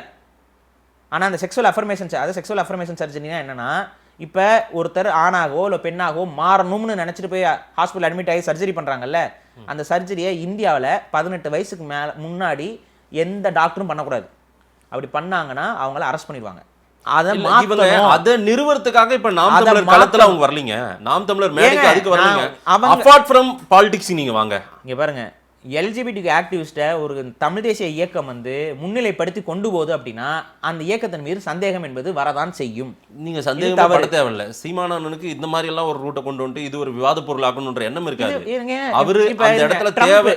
ட்ரம்ப் அமெரிக்கால ஜெயிச்சாரு. எதற்கு வந்து ட்ரம்ப் வந்து 2 பாலினங்கள் தான் பேசினாரு? சொல்லுங்க, இதுக்கான விளக்கத்தை மட்டும் கொடுங்க. ட்ரம்ப் எதுக்கு சொன்னார் 2 பாலினங்கள் தான் மனிதர்களிடம் இருக்கிறதுன்னு ட்ரம்ப் சொன்னாரு. அதை ஒரு பிரச்சாரமா பயன்படுத்தினாரு. எதனால இதை சொன்னார்? இதுக்கு மட்டும் பதில் சொல்லுங்க. அப்ப இந்த எல்ஜிபிடிக்யூ ஆக்டிவிசம்ங்கிறது ஒரு லெவலுக்கு மேல வளரும் பொழுது அது எவ்வளவு பெரிய சமூக சிக்கல்களை ஏற்படுத்துதுங்கிறது அமெரிக்கால நடந்துகிட்டு இருக்கு. இன்னைக்கு அமெரிக்கால வாழக்கூடிய இந்தியர்கள் இருக்கிறாங்க. கண்டிப்பா நம்ம உறவுகள் யாராவது ஒருத்தவங்க அமெரிக்கால போய் வாழ்ந்துகிட்டு இருப்பாங்க. அவங்க கிட்ட ஃபோன் பண்ணி கேளுங்க அங்க நடக்கிற கூத்து என்னன்னு. குழந்தைங்க எந்த அளவுக்கு குழம்பி போறாங்கன்னு பாருங்க. நீங்க இவ்வளவு சீரியஸா யோசிக்க வேண்டாம். நீங்க எப்பவுமே அந்த டீப்பா ஆழ்ந்து ஆய்வு செய்யறவரு. அப்படி இல்லைங்க. நான் என்ன சொல்றேன், இதனால நாம் தமிழருக்கு எந்த பாதிப்பு இல்ல, தமிழ்நாட்டுக்கு எந்த பாதிப்பு இல்ல, நான் ரோஷினியால் எந்த பாதிப்பும் கிடையாது நாட்டுக்கு. வருங்காலத்துல நடக்க போறதை தாங்க முன்கூட்டியே நான் சொல்லிட்டு இருக்கேன். ஒவ்வொரு முறை ஒரு ரோஷினியால் இதை எதுவும் பண்ணிட முடியாது. ஒரு ரோஷினியை நீங்க அங்கீகரிக்கிறது மூலமா இதை அங்கீகரிப்பதாகத்தான் பொருள். ஒரு எல்ஜிபிடி ஆக்டிவிசம் பேசுறவங்க கூட தமிழ் தேசிய தளத்துல வந்து நிக்கலாம், செயல்படலாம்ங்கிறது இந்த தமிழ் தேசிய தளத்துல எல்ஜிபிடிக்குவை நார்மலைஸ் பண்றதாகத்தான் பார்க்கப்படுமே ஒழிய இது வேறையாக பார்க்கப்படாது. இந்த விஷயத்துல வந்து இவர்கள் செய்தது இவர்களுக்கு பெரிய பின்னடைவை தான் கொடுக்கும். தமிழ் தேசியத்திற்கும் பெரிய பின்னடைவை கொடுக்கும். இல்ல, இதுக்கு தமிழ் தேசியம் எங்க பின்னடைவாக போகுது? என்னங்க இது? தமிழ் தேசியம் வந்து தமிழர் வாழ்வியலை காப்பாத்துமா காப்பாத்தாதா சொல்லுங்க? அதுக்காக தான் நின்றுருக்காரு, அதுக்காக தான் போராடிட்டு இருக்காரு. தமிழர் வாழ்வியலா இது? ஓரண சேர்க்கை தமிழர் வாழ்வியலா? எங்க அவரு ஓரண சேர்க்கைக்கு அங்கீகாரம் கொடுக்கிறது வாழ்வியலா? 10 முயற்சிகள்ல நீங்க ஒரு விஷயத்தை ஹைலைட் பண்ணி ஒட்டுமொத்த தமிழ் தேசியத்தையும் நீங்க பால்படுத்துறீங்க. நீங்க வந்து ரொம்ப கலங்கப்படுத்துறீங்க. சரிங்க, தப்பு அது இல்ல. கலங்கி விட்டுறாங்க. இப்பதான் கொஞ்சம் ஒரு தெரிஞ்சு டம்ளர் வந்திருக்கு. பால் தரேன், ஒரே ஒரு சொட்டு விஷத்தை கலந்து விடுறேன், குடிங்க. ஒரு டம்ளர் பால் தரேன், அதுல ஒரு சொட்டு விஷத்தை கலந்து கொடுக்குறேன், குடிங்க. ஒரு சொட்டு தான் நான் கலப்பேன், அதுக்கு மேல ஒரு இதுவும் கலக்க மாட்டேன், ஒரே சொட்டு. நீங்க அப்படி 234 பால் சொட்டுகளுக்கு கூட ஒரு விஷ சொட்டு ஒப்பிடுறீங்க. ரொம்ப தன்மையா இருக்கிறவங்க மாதிரி நான் அவங்களுடைய சில பேட்டிகள் பார்த்தேன். அவங்க என்ன வேணாலும் இருக்கட்டுங்க, அவங்க எல்ஜிபிடிக்கு எதிராக பேசுவாங்களா? பேச மாட்டாங்கல்ல. அவங்க அதுக்குள்ளதான் இருக்க போறாங்க. அதை விட்டு வெளியில வந்துட்டேன்னு சொல்ல போறாங்களா? சொல்லுங்க. இல்ல, ஜெயிக்க போற தமிழ் தேசியத்தை, முன்னேறி வர்ற தமிழ் தேசியத்தை எதையாவது ஒரு குறை சொல்லி மீண்டும் நம்ம அதே இடத்துல நிறுத்த பார்க்க போறோமா? இந்த இது தமிழ் தேசியம் கிடையாது. தமிழ் தேசிய போர்வை போத்திக்கிட்டு இந்த உலக வல்லாதிக்க சக்திகளுக்கு துணை போற மாதிரி செயல்பட்டு இருந்தா விமர்சனம் வரதான் செய்யும். இதை நம்ம பதிவு பண்ணி தான் சீமான் மேலேயே கரையை கொண்டு போய் வேற யார் மேல சொல்லுங்க? யாருக்கு அப்ப சீமான் தேர்ந்தெடுக்கலையா இவங்கள? சொல்லுங்க, யார் தேர்ந்தெடுத்தா? அப்ப அதுவும் கூட ஆய்வு பண்ணாம தேர்ந்தெடுத்தீங்களா? இது தப்புங்க. தப்புனா தப்புங்க. நாங்க எதுக்குங்க வந்து சப்பக்கட்டு கட்டிக்கிட்டு இருக்கணும்? நாங்க ஏன் சப்பக்கட்டு கட்டணும்? சப்பக்கட்டை கட்டி நாளை பின்ன எங்க ஒட்டுமொத்த தமிழ் சமூகத்தோட வாழ்வியலை சிதைக்கிறதுக்கு நாங்க துணை போகணுமா? நீங்க எதுக்கு துணை போறீங்கன்னு தெரியல. அதுக்கு நீங்க தான் விளக்கம் கொடுக்கணும். உங்க சந்தேகமே சரியான சந்தேகம் இல்லை அப்படின்னு நான் இதுல என்ன சரியான சந்தேகம்? அவர் சரியான, எனக்கு தெரிஞ்சு திமுக கூட்டணி உட்காந்துக்குது, ஏடிஎம்கே கூட்டணி, விஜய் கூட கூட்டணி உட்காந்துக்கிறாரு. ஏன்னா சீமான் சரியா அவர் பாட்டுக்கு வேட்பாளர் போட்டு தமிழ்நாடு பூரா சுத்திட்டு இருக்காரு. அவரை போய் நீங்க எதையாவது ஒரு புள்ளியை எடுத்து வச்சுக்கிட்டு ஒரு விரிவாக்கம் வேட்பாளர் வச்சுக்கிட்டு என்னமோ புதுசா ஒரு எப்படி சொல்றது, ஒரு ஏதோ தப்பு நடக்குது, ஆபத்து நடக்குது. நான் பேசவே இல்லையா முன்னாடி? இதுக்கு முன்னாடி நான் பேசவே இல்லை. பேசியிருக்கீங்க. எத்தனை வருஷமா நான் பேசிட்டு இருக்கேன்? ரொம்ப வருஷமா பேசியிருக்கீங்க. என் பேட்டிலே பேசியிருக்கீங்க, உங்க பேட்டிலே பேசியிருக்கேன், பல ஊடகங்கள்ல நான் பேசியிருக்கேன். நான் என்னோட கருத்தியலுக்கு தானே உண்மையா இருக்க முடியும். ரைட், பயப்படாதீங்கன்னு நான் சொல்றேன். பயம் வேண்டாம். ஒன்னும் அப்படி ஒன்னும் அச்சப்படுற மாதிரி நடந்துராது. நடக்கும். ஏன்னா இது நாளைக்கு தமிழ் தேசியத்தை கேள்வி கேட்கும். நான் ஒன்றும் இல்லைங்க, இப்போ தமிழ் தேசியத்தை குறை சொல்லக்கூடிய ஆர்எஸ்எஸ் காரர்கள், பாஜக காரர்கள் இருக்காங்களே, அவங்க என்ன சொல்லி குறை சொல்லுவாங்க? இப்போ நாங்களும் தான் முருகனை கும்பிட்றோம், நாங்களும் தான் முருகனை வந்து பெரிய அளவு முன்னிலைப்படுத்துகிறோம், பொங்கலை கொண்டாடுறோம், தமிழர்களோட பண்டிகைகள் வாழ்வியல்கள் இது எல்லாத்தையுமே நாங்கள் வந்து மேலே தூக்கி பேசுகிறோம், வரலாறு பேசுகிறோம், தமிழ் மன்னர்களை பற்றி பேசுகிறோம். ஆனால் ஆர்எஸ்எஸ் வாதிகள் எங்களை எந்த இடத்தில் விமர்சிக்கிறார்கள்? ஆன்டி நேஷனலிஸ்ட்ன்றாங்க. ஆன்டி நேஷனலிஸ்ட்டுங்கிறது ஒன்று, அது வந்து காங்கிரஸ்காரனும் சேர்த்து விமர்சிப்பான். ஆர்எஸ்எஸ் மட்டும் விமர்சிக்கிறத சொல்கிறேன். கலாச்சாரத்தை கெடுப்பார்கள், கலாச்சாரத்திலிருந்து அப்புறப்படுத்துவார்கள்ங்கிற ஒரு கருத்தை தொடர்ச்சியாக பதிவு பண்ணுறாங்களா? சரி, இப்போ இதுக்கு ஒரு வலுவான சான்றாக இது அமையும். இதை நாங்கள் ஏற்கலை. ஏன்னா சீமான் அவர்களும் நாம் தமிழர் கட்சியும் இவைகளெல்லாம் ஏற்றுக்கொண்டிருக்கலாம். தமிழ் தேசியம் இதை பொதுவாக ஏற்கவில்லைங்கிறத தான் நான் இங்கே பதிவு பண்ணுறேன். இதை ஏற்காது. சீமானின் பாதை, நாம் தமிழரின் பாதை சரியா போயிட்டு இருக்கிற மாதிரி தெரியுது. போகட்டும், அது ஒன்றும் பிரச்சனை இல்லை, அவங்க பாதை சரியா போகட்டும். அதில் இந்த வில்லிவாக்க பாதை வந்து தவறாக இருக்குது, இவ்வளோதான் விஷயம். இந்த வில்லிவாக்க தொகுதியிலே இவங்க எடுத்திருக்க முடிவு தவறான முடிவு, அதற்கு அவர்கள் வருந்துவார்கள், அவ்வளோதான் நான் சொல்கிறேன். அந்த முடிவுக்கு அவங்க வருந்துவாங்க, அது காலத்திற்கும் அவர்களுக்கு வந்து ஒரு பின்னடைவை ஏற்படுத்தும். நீங்க திருமாவளவன் சந்தேகப்படுற மாதிரி நீங்க ஒரு சந்தேகத்தை விதைக்கிறீங்க. திருமாவளவன் சொல்றாரு இவங்கெல்லாம் போலி தமிழ் தேசியவாதிகள் அப்படின்னு ஒரு ஸ்டேட்மெண்ட் அவர் ஆழமா சொல்லிட்டே இருக்காரு. அதனாலதான் நான் விரைவில் ஒரு தமிழ் தேசிய மாநாடு, எழுச்சி தமிழ் தேசிய மாநாடு நடத்த போறேன்னாலும் சொல்றாரு. நீங்க அதுக்கும் இதையும் பொருத்தி வச்சு நீங்க திருமாவளவன் நிக்கிற இடத்துல இருந்து நின்னு பேசுற மாதிரி. திருமாவளவன் தான் ஓரண சேர்க்கைக்கு எல்ஜிபிடி இல்ல, நான் நீங்க எடுத்த விமர்சிக்கிறேன் அந்த இடத்துல சீமான் பாதை தடமாறி போகுது அப்படின்னு ஒரு குற்றச்சாட்டை வைக்கிறாங்களா, அதே மாதிரி நீங்க பொருட்பட வைக்கிறீங்க. நான் வந்து கேட்கறது உங்க பாதை தடமாறி போகுதுன்னு இல்லை, உங்க பாதை நீங்க போட்டுக்கிட்டு போறது அது தமிழ் தேசிய பாதை இல்லைங்கிறேன் நான். தமிழ் தேசிய பாதை வேற, இது வேற. அப்படி இல்லை ஒன்றும் அவ்வளோ உங்களுக்கு இதாக இருந்துச்சுன்னா வாங்களேன், பேசுவோம். ஒரு லைவில் கூட நீங்கள் செய்வது சரின்னு சொல்லி பேசுங்க பார்ப்போம். உங்களால் பேச முடியாது, மழுப்புறீங்க எல்லாம். இந்த இடத்துல நீங்கள் எடுத்த முடிவு தவறானவர்களுடைய பேச்சை கேட்டு தவறான முடிவு எடுத்திருக்கிறீர்கள்ங்கிறது தான் நான் இங்கே பதிவு பண்ணுறேன். அதற்கான விலையை கொடுத்து தானே தீரணும். ஒரு தவறு செய்கிறோம் அப்படின்னா அதற்கான விலையை நம்ம கொடுக்கணும்ல. அந்த விலை தான் இது. என்னுடைய எதிர்ப்பு தான் அதற்கான விலை. அதுதான் நான் இங்கே நான் இதை எப்படி பதிவு செய்யாமல் போக முடியும்? அப்புறம் என்கிட்ட கேட்க மாட்டாங்களா? என்னங்க பாரி நீங்கள் வந்து தமிழ் தேசியம் அதுன்னு சொல்கிறீங்க, கடைசியில் தமிழ் தேசியம் பேசுகிற கட்சி தானே வந்து ஓரண எச்சரிக்கை இதெல்லாத்தையும் அங்கீகரிக்குது ஆதரிக்குதுன்ட்டு வந்து கேட்டா இதுக்கு நான் என்ன பதில் கொடுக்க முடியும்? நாம் தமிழர் ஜெயிக்கணுமா வேண்டாவா, தமிழ் தேசியம் ஜெயிக்கணுமா வேண்டாவா? அந்த கேள்வி நீங்கள் வந்து என்கிட்ட கேட்கக்கூடாது, சீமான் அவர்கள்ட்ட கேட்கணும். நான் உங்ககிட்ட தாங்க கேட்கறேன். அது அவங்க பிரச்சனை. யாருமே கண்டுபிடிக்காத ஒரு குறையை தூக்கிட்டு உட்காந்துருக்கீங்கன்னு யாருமே கண்டுபிடிக்காத குறை கிடையாதுங்க. இது வேணா மக்களுக்கு புரிதல் இல்லாமல் இருக்கலாம், ஆனால் இது ஒவ்வொரு குடும்பத்தையும் பாதிக்கக்கூடிய குறை. இப்போ ஒரு மணல் கடத்தல் நபர், அந்த மணல் கடத்தல் நபரை வந்து இப்போ வந்து வேட்பாளராக அறிவிக்கிறோம் அப்படின்னா அது அந்த கட்சிக்கு ஒரு பின்னடைவு ஏற்படுத்தாதா? எல்லாரும் எடுத்து சொல்லுவாங்களா சொல்ல மாட்டாங்களா? அந்த மணல் கடத்தல்ங்கிறது ஒரு தவறுங்கிறத உணர்ந்த மக்கள் அதை புரிஞ்சுக்குவாங்க. ஆனால் இங்கே இந்த எல்ஜிபிடிக்குங்கிற விஷயம் வந்து பெரும்பான்மை தமிழர்களுக்கு இன்னும் புரியல. ஆனால் இது புரிதல் வரும் பொழுது இது பெரிய அளவுக்கு நமக்கு பின்னடைவை ஏற்படுத்திட்டு போயிருக்கும். அப்போ அந்த புரிதலை நம்ம இங்கே மக்கள்கிட்ட புரிதலை ஏற்படுத்திட்டு இருக்கோம். இதனால நடக்கக்கூடிய சதி திட்டங்கள் என்ன, இதுக்கு பின்னாடி இருக்கக்கூடிய ஃபண்ட் என்ன. ஒவ்வொரு வருடமும் இந்த பிப்ரவரி மாதம் தான் ஆரம்பிப்பாங்க இந்த பரேடு அதுன்னு போட்டு. அங்கெல்லாம் கொஞ்சம் போய் பாருங்க என்ன நடக்குதுன்னு பாருங்க. இதுதான் நாளைய இளைஞர்களுடைய கலாச்சாரமாக மாறிக்கு. இன்னைக்கு இன்ஸ்டாகிராம் இதுலாம் ஓரண சேர்க்கைக்கான மொபைல் ஆப்ஸ் வந்துட்டு இருக்கு. இது வருது, ஆட் வருது. இந்த அளவுக்கு வந்து அவங்க வந்து ஒரு ப்ரொபகண்டாவை புஷ் பண்ணி கொண்டு வந்துட்டு இருக்காங்க. உங்ககிட்ட உளவியலா அது வந்து இயற்கையாக நடக்கிறதுங்கன்னு ஒரு தொடர்ச்சியாக ஒரு கோயபிள்ஸ் தத்துவம் மாதிரி பொய்யை தொடர்ச்சியாக சொல்லி உங்களை மூல செலவு செய்கிறது. அதுக்கப்புறம் அதெல்லாம் ஒன்று தவறு இல்லைன்னு சொல்லி அந்த தவறுங்கிற அந்த ஒரு பார்வையிலிருந்து அதில் நகுத்துறது, கடைசியில் அதை நார்மலைஸ் பண்ணுறது. இதை நார்மலைஸ் பண்ணுறதுலாம் என்ன? இப்போ இது குடும்பங்கள் உடையும், வேறு என்ன உடையும்? குடும்ப வாழ்வியல் சிதையும், பெரிய கேள்விக்குறியாகும், பாதுகாப்பற்ற சூழல் குழந்தைகளுக்கு உருவாகும். இது இவ்வளோ பிரச்சனை இருக்குது இதில். அதுவும் இதெல்லாம் வெளிநாடுகளில் மக்கள் தொகை அதிகம் கிடையாதுங்க. மக்கள் தொகை அதிகம் இல்லாத வெளிநாடுகளில் இவ்வளோ பிரச்சனை இது ஏற்படுத்துதுன்னா மக்கள் தொகை அவ்வளோ அளவுக்கு அதிகமாக இருக்கக்கூடிய இந்தியா மாதிரியான நாடுகளில் இந்த பிரச்சனைகள் வரும் பொழுது ஒரு பூதாகர பிரச்சனையாக வந்து மாறி நிற்கும். அதனால தான் இவைகளை முளையிலேயே கிள்ள வேண்டும்ங்கிறதுல தான் நாங்கள் பேசிட்டு இருக்கோம். முளையிலே கிள்ளணும்னு நாங்கள் முயற்சி பண்ணும்போது ஒரு தமிழ் தேசியத்திற்கு ஒரு கட்சியாக இருக்கக்கூடிய ஒரு கட்சி அதை அங்கீகரிச்சுட்டு மாதிரி ஒரு வேலையை பண்ணும்பொழுது நாங்கள் எப்படி எதிர்க்காம இருக்கிறது? இல்லை, நான் இப்படியும் பார்க்குறேன். எங்கள் அண்ணன் சீமான் இது இல்லைப்பா சரியான பாதை, நீ ரோஷினி இப்படி வாப்பா இதுதான் சரியான பாதைன்னு எங்கள் அண்ணன் சரியான பாதை கூப்பிட்டு வர. அப்போ ரோஷினி அவங்க என்ன சொல்லணும்னா, எங்கள் அண்ணன் வந்து எல்ஜிபிடிக்கு சார்ந்த செயல்பாடுகள் தவிர திருநங்கைகளுக்கான வாழ்வியலுக்கான ஒரு செயல்பாடுகளை மட்டும் நான் நீ செயல்பட போகிறேன்னு தான் பேசணும். ஆனால் அதுக்கு பதிலாக அவங்க என்ன பேசுகிறாங்கன்னா, எல்ஜிபிடிக்கு சார்ந்த புரிதலை மக்களிடம் கொண்டு போய் சேர்ப்பதற்கு தான் என்னை தேர்ந்தெடுத்திருக்காங்கன்னு அவங்களே பதிவு பண்ணதுக்கப்புறம் இந்த கேள்வி நீங்கள் என்கிட்ட கேட்கக்கூடாது. இந்த கேள்வி நீங்கள் ரோஷினி அவங்ககிட்ட தான் போய் கேட்கணும். அவர் ஒன்று சொல்கிறார், நீங்கள் ஒன்று சொல்கிறீங்க, யார் சொல்கிறதுங்க உண்மைன்னு? ஒன்றா சீமான் அவர்கள்ட்ட கேளுங்க, இல்லை அந்த வேட்பாளர்கிட்ட கேளுங்க. ஆனால் நான் வந்து தப்புனா நெற்றிக்கண் திறப்பினும் குற்றமேங்கிறத நம்ம சொல்லித்தான் தீரணும். அதை நம்ம சொல்கிறோம். அதை அவங்களுக்குள்ளே ஏற்றுக்கொள்ள பக்குவமெல்லாம் இருக்கிற மாதிரிலாம் தெரியல. அப்படியே தயத்தக்கன்னு ஒரு குரூப் குதிக்குது.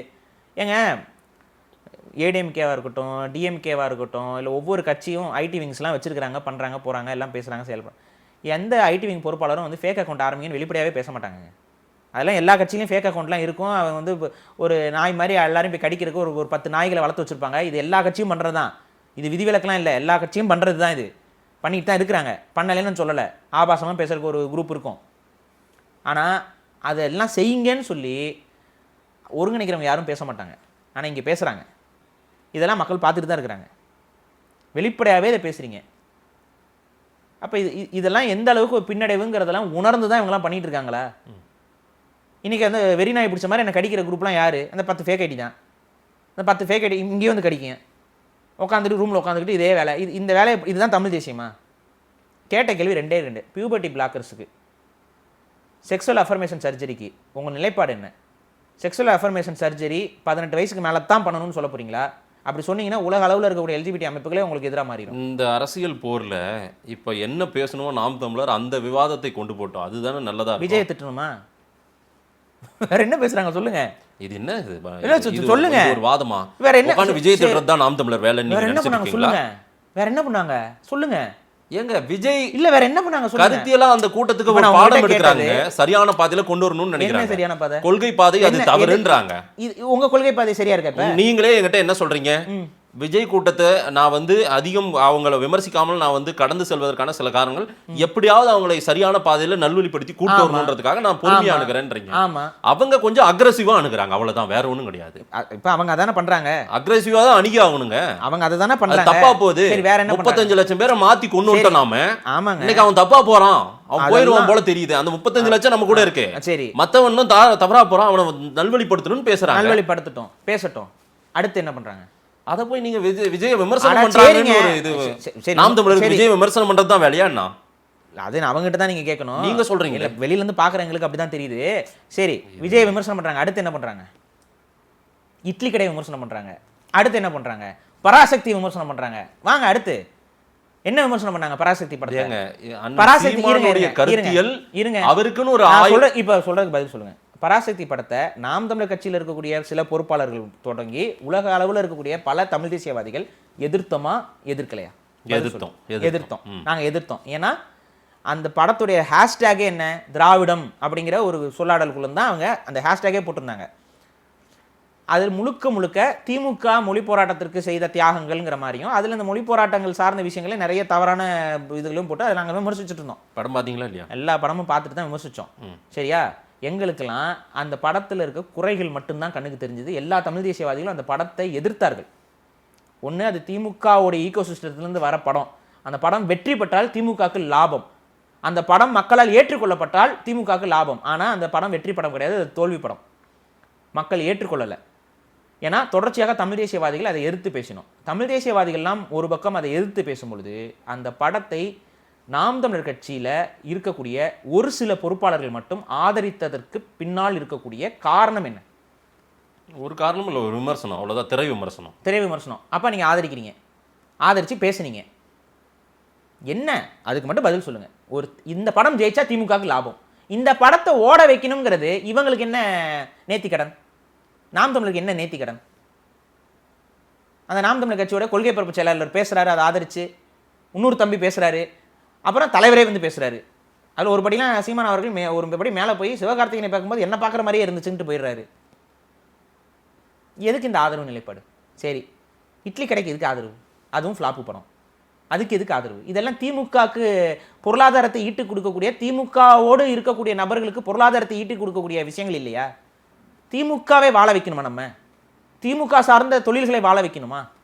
இந்த கேள்விலாம் வருதுங்க. இது சந்தேகம்னு வச்சுக்கோங்க, கேள்வின்னு வச்சுக்கோங்க. இதுக்கு என்ன பதில் இருக்குது? சரி, கர்நாடக கொடியை கட்டிட்டு வந்து கர்நாடகத்திலிருந்து கன்னடர்கள் வராங்க. சிலம்பரசன்கிற ஒரு போய் அதை தடுக்கிறாரு. அங்கே கொஞ்சம் வாக்குவாதம் ஆகுது, கன்னத்தில் அரைஞ்சிடுறாரு. அவங்கள உடனே திமுக அரசு கைது பண்ணுது. தமிழ்நாட்டில் கோயம்புத்தூர்லேருந்து ஒரு ஓட்டுநர் வண்டி எடுத்துகிட்டு போகிறாரு. 8 பேர் சேர்ந்து அடித்தாங்க அவரை.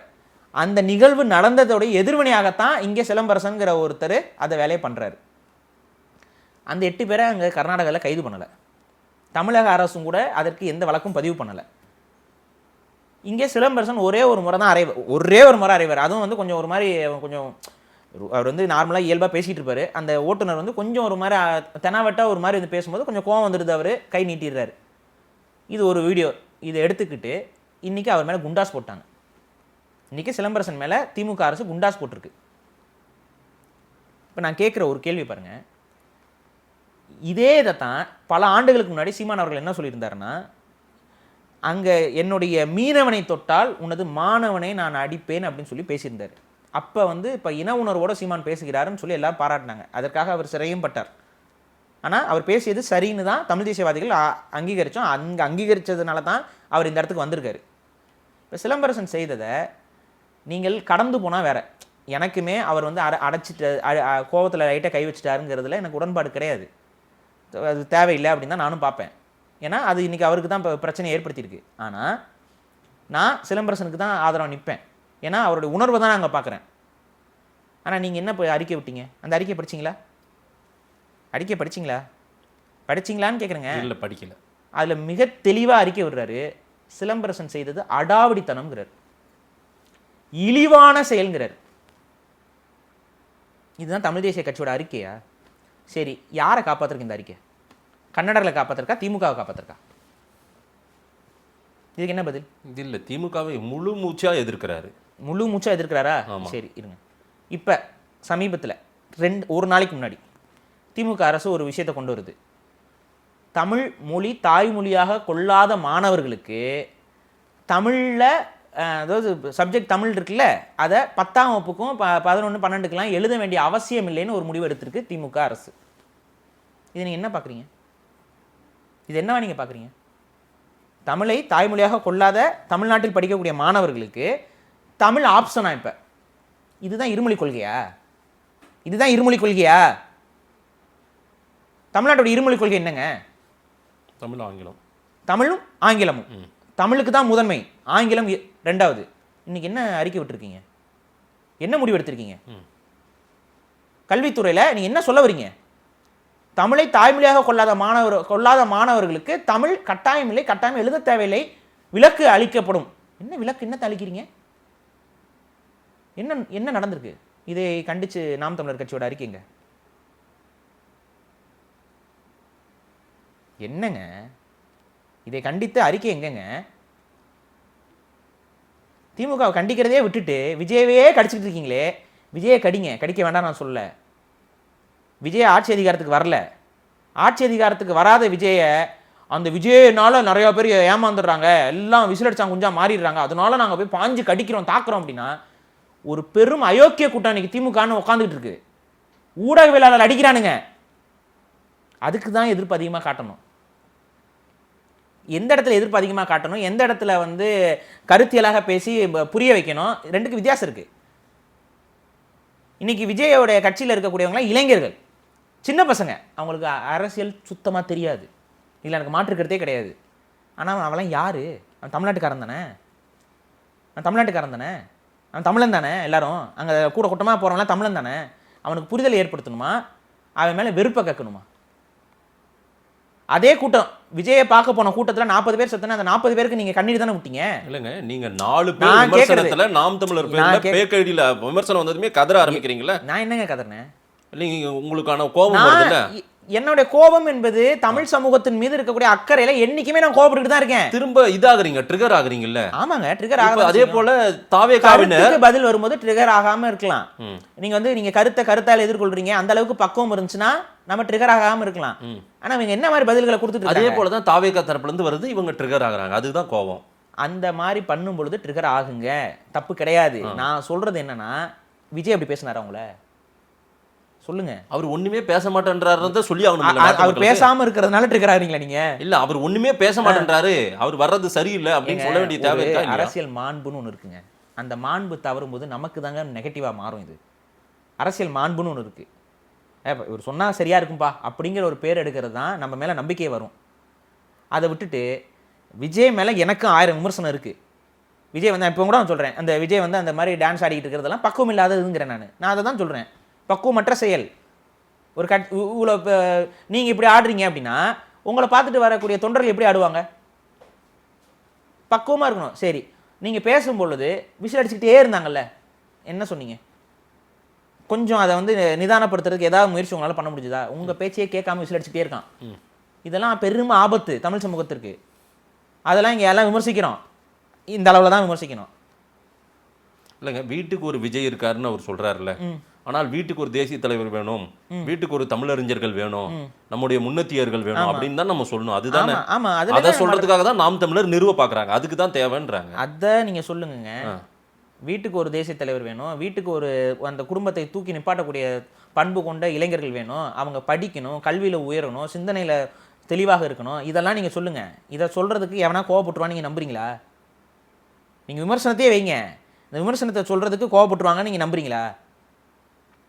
நீங்கள் வைக்கிற விதம்னு ஒன்று இருக்குல்ல, இந்த விசிலுக்கு ஏதோ ஒரு பேர் வச்சுட்டு இருக்கீங்களே, தமிழ் பேர் இல்லை, அது ஏதோ ஒரு வார்த்தை வருது, தமிழ் பதம் சொல்கிறாங்க, அது ஏதோ ஒரு திட்டமிட்டு சொல்லல. திட்டமிட்டு சொல்கிறாங்களா இல்லையாங்கிறது சொல்கிறவங்களுக்கும் புரியும், பார்க்குறவங்களுக்கும் புரியுது. விசில் சின்னம் எல்லாரும் விமர்சனம் பண்ண ஒரு வார்த்தையை நாம் தமிழரும் பதிவு செய்கிறாங்க. பாருங்க, விசிலுக்கு சிடின்னு ஒரு பேர் இருக்குது தமிழில், அதான் தமிழில் சிடின்னு சொல்லலாம், இல்லை ஊதல் அப்படின்னு சொல்லலாம், இதை மாதிரிலாம் சொல்லலாம். அது மடக்கு ஊதி அப்படின்னு சொல்லி நீங்கள் அதை சொல்லி அது எந்த எந்த தமிழ் அகராதியில் அப்படி இருக்குது சொல்லுங்கள். எந்த தமிழ் அகராதியில் மடக்கு ஊதின்னு இருக்குது சொல்லுங்கள்.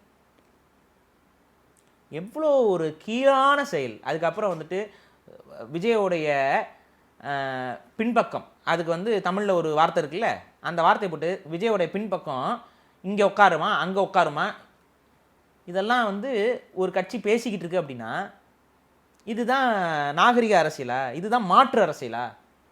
நீங்கள் விஜயவை எதிருங்கள், நானும் எதிர்க்கிறேன். எந்த அடிப்படையில் எதிர்க்கிறேன் அப்படின்னா, விஜய் வந்து ஒரு நடிகர், அவருக்கு அரசியல் தெளிவு கிடையாது. அரசியல் தெளிவு இருந்தால் ஈவேராவை தூக்கி வைப்பாரா?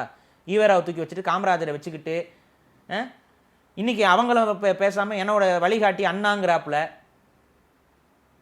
எம்ஜிஆருங்கிறாப்புல, அதையும் தாங்க கேள்வி கேட்குறாங்க. இதையும் கேள்வி கேளுங்க. சரி. ஆனால் இதைத்தான் கேள்வி கேட்கணும். மடக்கு ஊதின்னு சொல்கிறதும், அதுக்கப்புறம் வந்துட்டு வேறு மாதிரியான ஆபாச சொற்களை வைத்து விமர்சனம் செய்வதும் தரத்தை குறைச்சிக்கிட்டே போய்கிட்டு இருக்கு. ரொம்ப குறைஞ்சாச்சு. நம்ம என்ன சொல்கிறோன்னா, திமுகவை எதிர்க்கணும், விஜயை எதிர்க்கணும், அதிமுகவை எதிர்க்கணும், பாஜகவை எதிர்க்கணும். இதை தானே தமிழ் தேசியத்துக்குள்ளே நம்ம பேச வேண்டியது. காங்கிரஸை செய்கிறாங்க. இதை தான் செய்யணும். கருத்தியலாக நம்ம எதிர்க்கணும். கெட்ட வார்த்தை போட்டுக்கிட்டு, ஆபாசத்தை பேசிக்கிட்டு, அசிங்கத்தை பேசிக்கிட்டு, மாற்றி மாற்றி பேசிக்கிட்டு இப்படி இருந்தோம்னா இது பின்னடைவே ஏற்படுத்திடும் தான் நான் சொல்கிறேன். இவங்க கட்சிக்கு மட்டும் கிடையாது, தமிழ் தேசியம்ங்கிற ஒரு பொதுவான கருத்தியல்லையும் மக்களுக்கு ஒரு அதிருப்தி வந்துடும். என்னடா தமிழ் தேசியம் பேசுகிறவங்க இவ்வளோ கேவலமாக பேசுகிறாங்க, ஒரு தராதரம் இல்லாமல் நடந்து கொள்கிறாருங்கிற இடத்துக்கு வந்து நின்றோம். அதெல்லாம் செய்யாதீங்கன்னு தான் நான் சொல்கிறேன். இதையே நாம் நாகரிகமாக தான் சொல்கிறோம். இல்லைங்க, எந்த நிலையிலும் திராவிடத்தில் ஏதேனும் ஒரு தவறு நடந்தால் அதை விட்டு கொடுக்காத ஒரு கூட்டமாக இருக்காங்க. பாரிசாலன் போன்ற நிறைய பேர் அங்கேயும் இருக்காங்க. சரி, ஆனா நீங்க நாம் தமிழரை விட்டு கொடுக்கறதுக்கு எப்படி மனம் வருது? இதனால தான் தமிழ் தேசியம் ஏறி வரும்போதெல்லாம் ஒவ்வொருத்தரும் இப்படி எதிர்மறை கருத்துக்களை வைத்துக்கொண்டு மீண்டும் அதே நிலையில அந்த தமிழ் தேசியத்தை எலும்பு விடாமல் பார்த்து கொண்டு இருக்கீங்க. இப்ப அது எலும்பிருச்சா? சரியா தானே போயிடுது. 8% வந்து நீங்க அப்படியே எலும்புட்டுமே. இப்ப என்ன பிரச்சனை? நீங்க என்ன சொல்றீங்கன்னா, பாரிசாலன் விமர்சனம் செய்வதால் எங்களுக்கு பின்னடைவுன்னு சொல்ல வரீங்களா? பின்னடைவு இல்ல, நீங்க வேற ஒருத்தருக்கு விஜய்க்கு வலு சேர்த்துட்டீங்கல்ல. நான் என்ன வலு சேர்த்தேன் சொல்லுங்க. என்ன வலு சேர்த்தேன்? விஜய் ஏற்கனவே சொன்னா ஏங்க, அந்த ஆளுக்கு இருக்கக்கூடிய மேனரிசம் உங்களுக்கு இல்லைங்க. இது கூட உங்களுக்கு சொல்லி புரிய வைக்கணுமா? வாய் திறந்து உங்களை பத்தி பேசலைங்க. இன்னும் அவங்க உங்களை புறந்தள்ளில தள்ளி விட்டு போயிட்டு இருக்கிறாங்க. நீங்க போய் திரும்ப திரும்ப கடிச்சிக்கிட்டு இருந்தா யாரு அசிங்கப்பட்டு இருக்காங்க? யாருங்க அசிங்கப்பட்டு இருக்கா? வாயில் வந்துருச்சா? விஜய் வாயில வந்துருச்சா? ஒரு வார்த்தை வந்துச்சா? கரெக்டா அந்த ஒரு விஷயத்துல கரெக்டா இருக்காப்ல. மித்த விஷயங்கள்லாம் பிரச்சனை. இந்த ஒரு விஷயத்துல இந்த டீலிங் வந்து கரெக்ட். இப்படி பண்ண என்ன ஆகும்? பெரிய பின்னடைவு இல்லையா? உங்க கருத்தியல் விஜயை திட்டி தான் நீங்க இந்த எலெக்ஷனை சந்திக்கணுமா? உங்ககிட்ட கருத்தியல் இல்லையா, கொள்கை இல்லையா? அதை புரிய வைக்க வேண்டியதானே. ஏன் புரியாத மக்களுக்கு அது? சீமானதான் பேசுறது இல்ல. சரி, இதே விஜயை தலையில தூக்கி வச்சு ஆடும்போது பாரிசாலன் என்ன சொன்னா? உங்ககிட்ட தானே சொன்னேன். என்ன சொன்னேன்? இது நல்லது இல்ல, இது சரியா இருக்காது. இப்போ என்ன நடந்திருக்கு? நான் சொல்றது நடந்துகிட்டே இருக்குல்ல, அப்போனாச்சும் அறிய வேண்டாம் நான் சொல்றது நடக்கும்னு? எத்தனை முறை சொல்லிட்டு இருக்கிறது இவங்களுக்கு? சொன்னேன் அப்பவே, விஜய் வந்து என்ன கருத்தியல் பேச போறாருன்னு தெரியல, தூக்கி வச்சுக்கிட்டு ஆடாதீங்கன்னு சொன்னா இல்லையா? அப்ப தூக்கி வச்சு ஆடியது யாரு? இன்னைக்கு தூக்கி வச்சு ஆடினது தான் அவங்க உட்காந்து கதறி அழுதுகிட்டு இருக்குதுங்க. அப்ப சொல்லும் போதுனாச்சும் கேட்கணும். அப்ப நீங்க பண்றது எல்லாமே தப்பா தானே போயிட்டு இருக்கு. நான் சொன்னனா இல்லையா? விஜயை தூக்கி வச்சு கொண்டாடாதீங்கன்னு சொன்னா இல்லையா? அவர் எந்த கருத்தியல் பேச போறான்னு தெரியல. அவர் கருத்தியல் பேசியதுக்கு அப்புறம் அது சரியா தப்பா நம்ம விவாதிக்கலாம்னு சொன்னான்ல. நான் விஜய் ஆதரிச்சேன். நான் எங்கேயாவது விஜய் வந்துட்டு அப்படி மாறிடும் இப்படி மாறி நான் பேசிக்கிட்டு இருந்தேன். யார் பேசுனது? இப்ப பேசுறது வலு சேர்த்து விடுமோ அப்படின்ற ஒரு பார்வை தான். வலு சேர்த்துட்டீங்க, வலு சேர்த்துட்டீங்க, இன்னும் சேர்த்து விடுமோ? வலு சேர்த்துக்கிட்டு இருக்கீங்க நாளுக்கு நாள். இங்க பிரச்சனை ஆளுங்கட்சியாக இருக்கக்கூடிய திமுக கண்ணு முன்னாடி அவ்வளவு அட்டூழியம் நடந்துகிட்டு இருக்கு. நீங்க அதை விட விஜய் அதிகமா எதிர்க்கிறீங்க. அதுதான் இங்க பிரச்சனை. திமுக பயங்கரமா எதிர்க்கிறீங்க, விஜயையும் எதிர்க்கிறீங்கன்னா விஜயை நீங்க கம்மி பண்றீங்கன்னு அர்த்தம். எப்பா விஜய் கொஞ்சம் ஓரமா ஒதுங்குங்கப்பா, உங்களுக்கும் இதுக்கு சம்மந்தம் இல்லை, நாங்க திமுக அடிக்கிறோம். ஆனா அதை அவர் பண்ணிக்கிட்டு இருக்காப்ல. நீங்களாம் கொஞ்சம் ஒதுங்க, நான் திமுக அடிக்கிறேன், அவர் அப்படி போயிட்டு இருக்காரு. நீங்க என்ன பண்ணிட்டு இருக்கீங்க? விஜயை பிடிச்சியே அடிச்சுக்கிட்டு இருக்கீங்க. அப்படிதான் பார்க்கப்படுது. ஒரு படி மேலே போய் பார்க்குறேன், திமுக காரங்கெல்லாம் இவங்களோட வீடியோஸ் எடுத்து ஸ்ப்ரெட் பண்ண ஆரம்பிச்சிட்டாங்க. இது நமக்கு வலு சேர்த்துரும். அது வேற பெருமை உங்களுக்கு. திமுக காரங்களாம் ஸ்ப்ரெட் பண்றாங்க. நமக்கு பிடிக்காதவங்க எடுத்து கொண்டாடுறாங்கன்னா அதை போய் இவங்க ரசிக்கல. அதெல்லாம் பார்க்கறதா இவங்க வேலை. யார் கொண்டாடுறாங்கங்கிறத மக்கள் பார்ப்பாங்கல்ல. இவ்வளோ கொடுமைகள் செஞ்சு கொண்டிருக்கக்கூடிய திமுக யாருடைய கருத்துக்கள் எடுத்துக்கொண்டு பரப்புதுங்கிறத பார்ப்பாங்கல்ல. அந்த இடத்துல நம்ம இருக்கலாமா? அது நமக்கு ஒரு ஒரு ஒரு கேவலமான ஒரு விஷயத்தை ஏற்படுத்திடாதா? இப்போ என்னுடைய காணொளிகளையே எனக்கு என்னுடைய கருத்தியலுக்கு ஆகாதவங்க எடுத்து பரப்புனாங்க அப்படின்னா அது எனக்கு பின்னடைவு தான் ஏற்படுத்தும். ஏன்னா கான்டெக்ஸ்ட் மாறும். நம்ம ஒரு கான்டெக்ஸ்டில் நம்ம ஒரு செயல்படுவோம், அந்த கான்டெக்ஸ்ட்டை அது மாற்றிடும். நமக்கு ஆகாதவங்களோ இல்லை நம்ம கருத்தியலுக்கு வேறுபட்டவங்க எடுத்து பரப்பும்போது நம்ம ஒன்று நினச்சி சொல்லுவோம், அவங்க ஒன்று நினச்சி பேசுவாங்க. அப்போ இதுதான் இங்கே பிரச்சனை. இப்போ நான் ஒரு சின்ன எடுத்துக்காட்டோடு நான் சொல்கிறேன். இப்போ திருப்பரங்குன்ற கோயில் விவகாரம் நான் என்ன ஸ்டாண்ட் எடுத்தேன்னா, இஸ்லாமியர்கள் அங்கே வரக்கூடிய பக்தர்களுக்கு விளக்கேற்ற அனுமதி கொடுத்துருங்க. தமிழக அரசு மாஸ்க்குக்கு பாதுகாப்பாக காவல்துறை நிப்பாட்டுங்க, அவங்க விளக்கேற்றிட்டு போயிடட்டும், பிரச்சனை முடிஞ்சிடும், இது வந்து தொடராது. ஏன்னா அவங்களுடைய நோக்கம் நீங்கள் விளக்கேற்றதை தடுக்கணும், அதன் மூலமாக இஸ்லாமியர்களுக்கும் தமிழர்களுக்கும் கூட பிளவை பெரிதுபடுத்தணும், அப்போ தமிழ் சமூகத்தை உடைக்கணுங்கிறது தான் அந்த வேலையை பார்க்குறாங்க. அதனால் விளக்கேற்றுறதுக்கு அனுமதிச்சுட்டு அங்கே இருக்க பள்ளிவாசலுக்கு பாதுகாப்பு கொடுத்துருங்க, தர்காவுக்கு பாதுகாப்பு கொடுத்துருங்கன்னு நம்ம பேசியிருப்போம். இதை எடுத்து இப்போ ஆர்எஸ்எஸ்காரங்க பரப்புறாங்க அப்படின்னா என்னவா பார்க்கப்படும்? இது அவங்களோட அஜெண்டாக்கு நான் பேசுகிற மாதிரி ஆயிடும். நான் எதற்காக இதை சொல்கிறேன்? அவங்களுடைய கலவர எண்ணம் நடைபெறக்கூடாதுங்கிறதுக்காக நான் சொல்கிறேன். இதுதான் விஷயம். நம்ம எதை சொல்கிறோமோ அது யாரால் பரப்பப்படுதுங்கிறது மூலமாக நம்ம மேலேயும் அவதூறு வந்து சேரும். அதனால் தயவு செஞ்சு திமுகங்கிற ஒரு கொடுங்கோல் ஆட்சி இங்கே நடந்துக்கிட்டு இருக்கு. அந்த கொடுங்கோல் ஆட்சியை மாற்றுறதுக்கு என்ன வழியோ அதை நம்ம பார்ப்போம். அதை செய்யாமல் விஜய் அடிக்கிறது மூலிமா இது வந்து சாத்தியப்படாது. நீங்கள் மாறா என்ன பண்ணுறீங்க அப்படின்னா, திமுக அதாவது விஜயை வந்து ஒரு பூதாகரப்படுத்திக்கிட்டே இருக்கீங்க திரும்ப திரும்ப திரும்ப. விஜய்க்கு இப்போ மேலும் வலு சேர்ப்பது நாம் தமிழர்ன்றீங்களா? பூதாகரப்படுத்துறாங்கங்க விஜயை. நீங்கள் பெரும் எதிரியாக காட்ட காட்ட என்னங்க ஆகுது? விஜய் என்ன திமுக அளவுக்கு ஒரு எஸ்டாப்ளிஷ்டு பார்ட்டியா? இல்லை. விஜய் கட்சியில் வேட்பாளர்கள் யார் சொல்லுங்க பாப்போம். உங்களுக்கு எதாவது தெரியுமா? யாரும் இல்லை. ஒரு 4-5 பேர் நம்ம சொல்லலாம், அவ்வளோதான். வேறு யாரும் இல்லை. இனிமேல் அங்கே இருக்க யாராவது அவங்க தம்பிமார்கள் அவங்க ஆளுகளை பிடிச்சி நிப்பாட்டுவாங்க. இப்போ தான் வராங்க. அதுலேயுமே அவ்வளோ பிரச்சனை இருக்குது. அந்த கூட்டத்தில் அவங்களுக்கு ஒரு பெரிய பேக் ஃபயரு. 40 பேர் இறந்துருக்காங்க. இப்போ 40 பேர் இறந்தோடனே இவர் போயிட்டு மலேசியாவில் போயிட்டு ஆடுறாரு. இதெல்லாம் வந்து மக்கள் பார்த்துக்கிட்டு இருக்கிறாங்க. என்னங்க இவருக்கு வருத்தமே இல்லையாங்கிற என்ன வருமா வராத மக்களுக்கு? இதெல்லாம் அவங்களுக்கான நெகட்டிவிட்டி. இதை நீங்கள் பேசுங்க, தப்பு இல்லை. ஆனால் என்ன மாதிரி பேசுகிறோம், என்ன மாதிரி டோனில் மக்களுக்கு புரிதலை ஏற்படுத்துகிறோம், இதுதான் இங்கே முக்கியம். அந்த நாகரிகமான ஒரு அரசியலை கையாளுங்கிற நான். டாக்ஸிசிட்டி வந்து என்றைக்குமே நமக்கு நன்மை இல்லை. இப்போ நான் இவ்வளோ நேரம் பேசுகிறேன்ல, நாகரிகமான அரசியல் தான் முன்வைக்கிறேன். நீங்கள் கருத்தை காட்டமாக கூட சொல்லுங்கள், நாகரிகமாக பேசுங்க. அது நடக்குதாங்க? இவ்வளோதான் விஷயம். இது சரியான பாதையா இல்லையான்றத அவங்களும் பார்க்குறவங்களும் சொல்லுவாங்க. தேர்தல் முடிவு பார்க்குறவங்கலாம் இல்லை, இப்போலாம் ஃபுல்லாக ஐடிவிங்க தான் பேசி பார்க்குது. இப்போ எல்லா ஐடிவிங்களையும் கமெண்ட்ஸை வந்து போடுறதுக்கு 10 ஃபேக் ஐடியா வச்சுக்கிட்டு சுற்றிக்கிட்டு இருக்காங்க எல்லா பக்கமும். அதனால் இனிமேல் இந்த கமெண்ட்ஸை நம்புறதுங்கிறது சாத்தியமில்லைங்கிற இடத்துக்கு கொண்டு வந்துட்டாங்க. ஸோ இதுதான் டாக்ஸிக் பாலிடிக்ஸு. நம்ம சொல்கிறது மக்களுக்கு போய் சேரும், மக்கள் புரிவாங்க. தேர்தலில் அதற்கான முடிவுகள் அதுக்கு சாதகமாக நம்ம வரும். நீங்கள் வேணால் பாருங்கள். நாம் தமிழருக்கு வலு சேர்க்கிற மாதிரி சொல்லுங்கள், தமிழ் தேசியம் வலு சேர்க்கிற மாதிரி விஷயங்களை சொல்லுங்கள், அதான் நல்லது.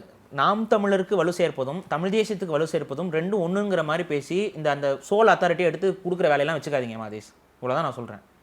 தமிழ் தேசியங்கிறது பொதுவான கருத்தியல், நாம் தமிழர்ங்கிறது ஒரு கட்சி. அந்த கட்சி தமிழ் தேசியத்தை தனது கருத்தியல்னு சொல்லுது. இவ்வளோதான் விஷயம்.